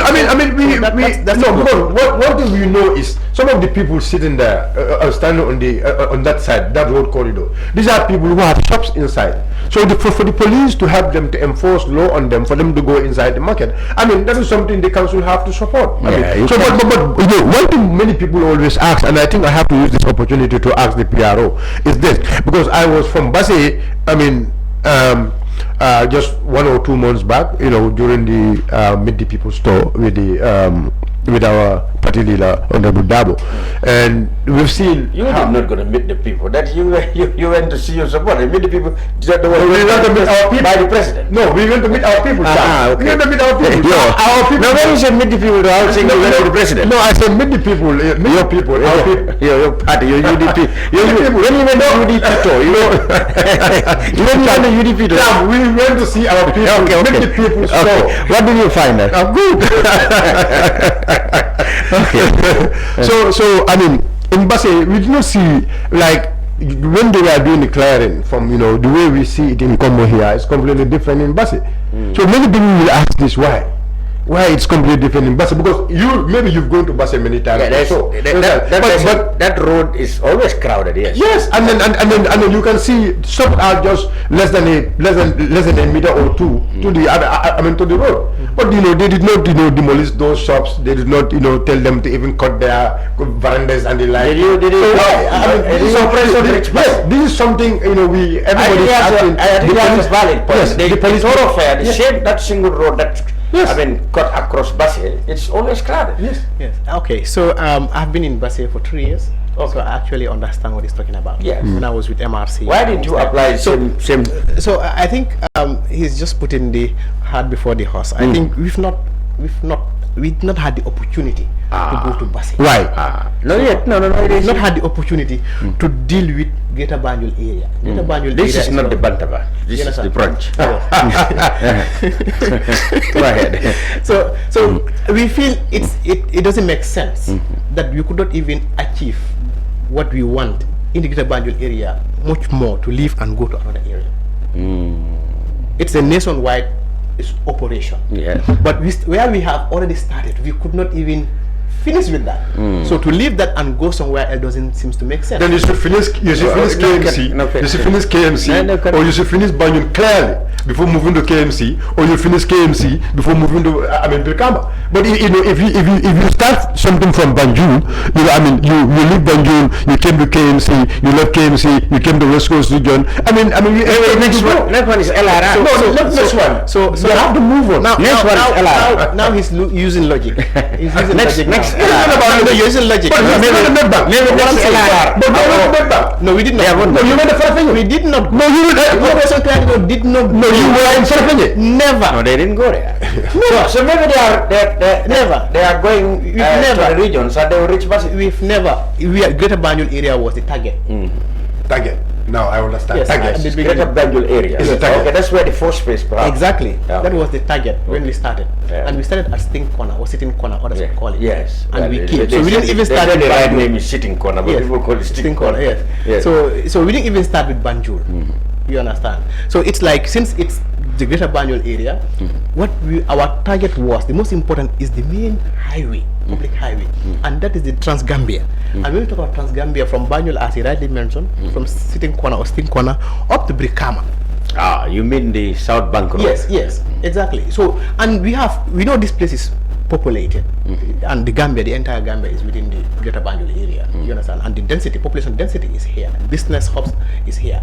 You understand? So it's important, and some of, if not most of, the incident in relation to what we are talking about in terms of safety, in terms of environmental sanitation and health, it's here. So here requires that effort, and we started, and we've realized that it needs more time. This is why we cannot tell you when it's going to stop. We don't know. It is only going to stop until when we do things.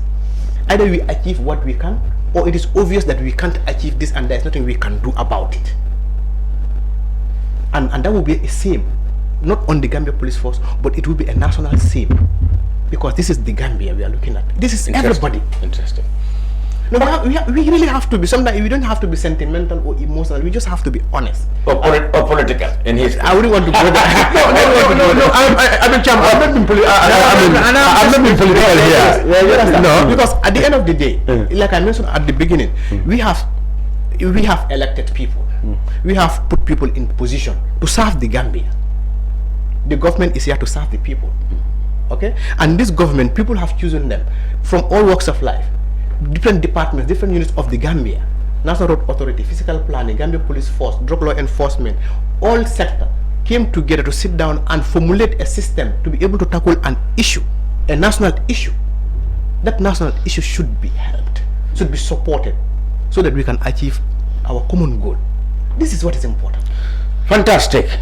ASP Momodou Musa Sisawo, thank you very much for being on the brunch, and our colleague and councillor. But the thing is, I mean, Momodou Musa did not answer this Basse question. No, he said the process is going there. They started with the GBA, that's the Greater Banjul. You know, and they are going there. No, I mean, when he was talking about, I mean, this place, I mean, Banjul West Coast also is the business. Greater Banjul area. Greater Banjul area. I mean, Basse, I mean, the population in Basse, he knows it because he came from. But he said it's a national exercise. I mean, yeah, that's what I'm saying. I mean, no, if he's talking about density, you understand? I mean, we all know the population in Basse, especially that I mean market area, and we all know Basse is. I think Basse is the commercial capital of this country. We know. So we expect. Your question is valid. Why the same exercise is not there? Yes. He answered that they have started with the Greater Banjul, but it's a national exercise. They will reach there. Yeah, they will reach there, but when? Well, we don't know. We'll have to get them. We will be here. No, we'll never know that. That's the problem. The police will never know the day they will go to Basse. Yes, we don't know. No, I say you will never know. But Musa, you will never know that because the politicians. Yes, because it's the politics. Now the politics. Let me tell you something. I know where you go.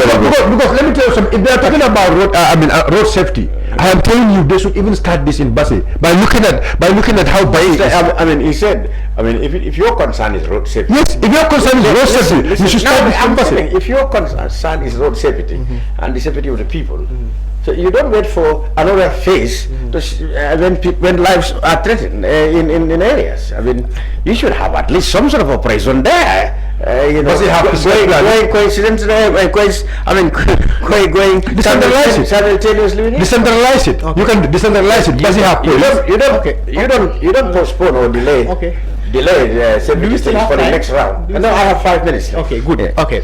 Now, let's not exclusively security, safety is part of it, but it's just beyond that. When you look at all the factors here, when we actually started, the police command had written to all regional commands that this is an operation that the Gambia Police Force is leading with stakeholders and partners. But there is a task force that is responsible for this entirely, that they should support this. Most of them, by that information, actually started at their own level. We have to differentiate the two. Absolutely, okay. They started it at their own. That's why he said we went to Farafenni. We never went anywhere. But the Farafenni command, whether with the governor or whosoever, they equally came together and said, these people are coming, but before they come, let's see what we can do, or what we could do. The same thing happened in LRR. The same thing happened in all the regions. In all the regions, in Basse? In all the regions, as far as I know.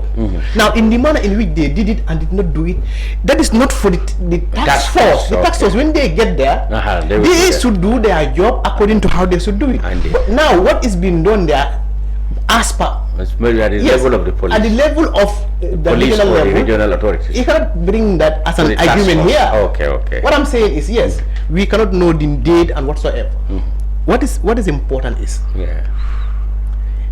we have begun a job, a very, very good job, and it's important that we are able to complete this. This is why I said the operation, we don't know when it's going to end. But the operation also requires logistic and resources in terms of human capacity. And all of these things are, I mean, who are paying for this? It's the Gambian people. And it's been almost 2 years now. We are talking about the same thing. And the problem is, it's not about the operation. The problem is about attitude.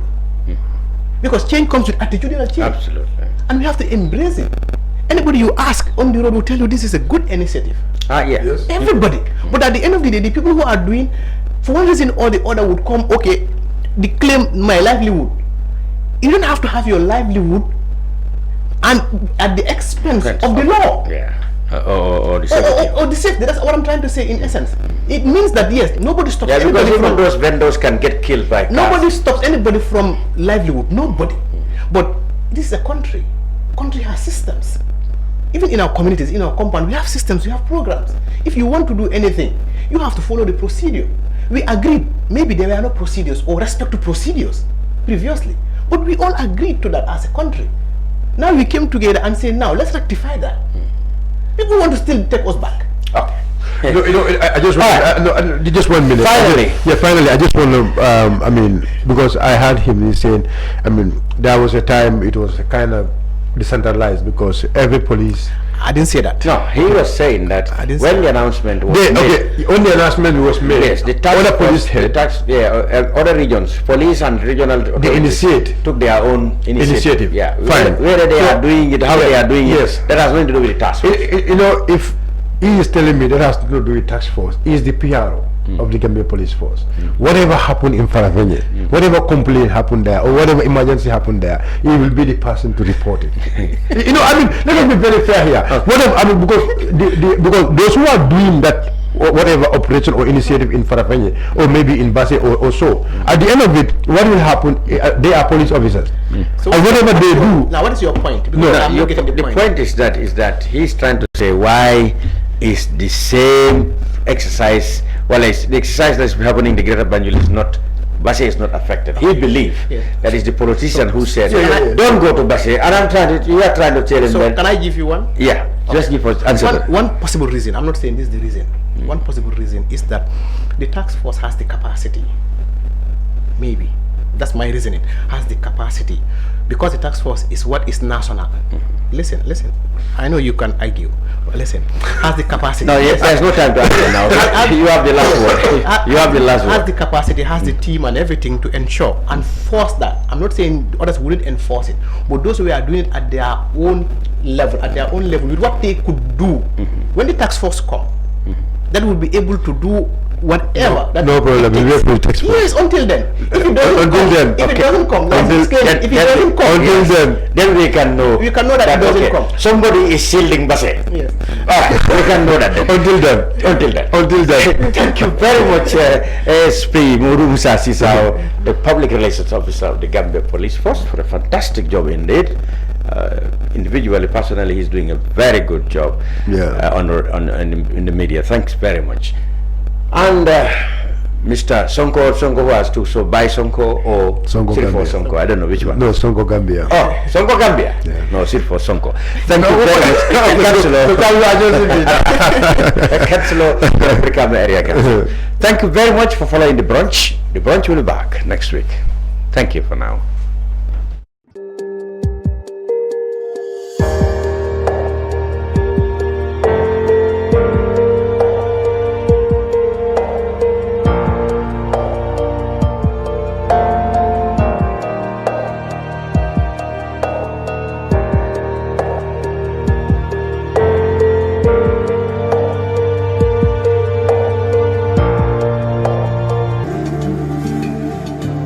Islamic microfinance is becoming an increasingly popular mechanism for poverty alleviation, especially for developing countries around the world. This microfinance service adheres to the principles of Islam as a form of social responsibility. Yona Islamic Microfinance is the Islamic microfinance of choice in the Gambia, trustworthy and reliable.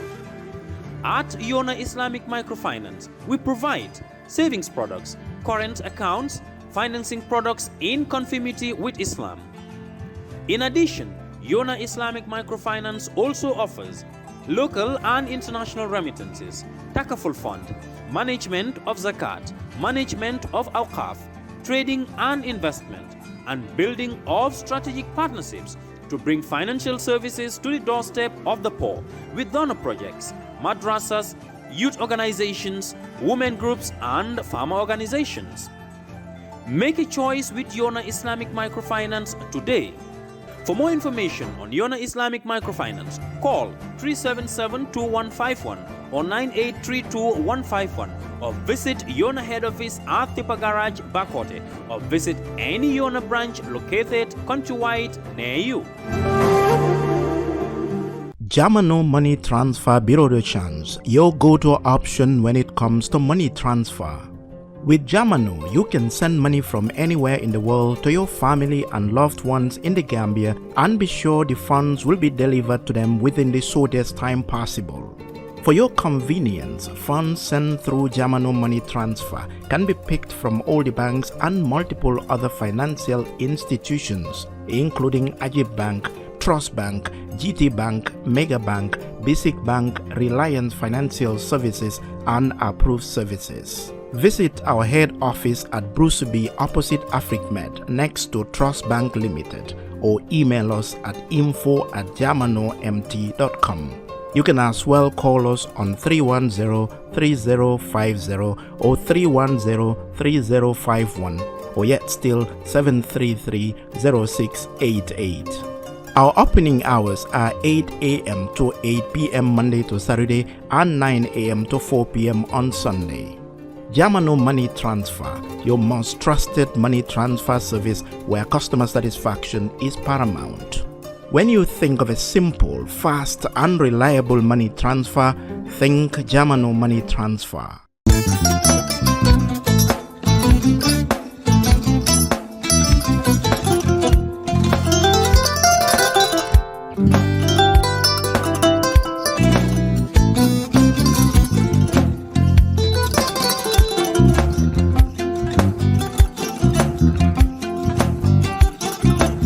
Agada. Mbijan raganyadi. Albaka. Mbaka important. Yo, nga transfer la sto. Ya transfer la. Ha, code nyenje. Okay. Korsa. Nsila ID soto. Ah, sa soto. Sorry. Agada. Mbijan bro. Albaka. Mbaka. Bara Allah service o tariya. Ah, mbare mo ki janna nun kunu bara tariya. Ah, jannom yona forest de bureau. Gambia tonkon na no mbari ya bere. Ha. Birim koyna fo kato. Bari si kodo kino kato ni fo bolong blabe to. 56 branches mola sota Gambia jam. Ha? Ha. Gambia kono anin Gambia bantala bankol. Nka kono kiya bere to. Kodo sifa fo falindiro fo nyaadi lafta memmen na kodi to poto nin kodi maraw. Jannam number 1 di nyonta. Andum fana nata anoda enterprise sotale. Wolam nyindi ko domorol fana kol fana be firale de dadi ma nin domorol dir fana beteat.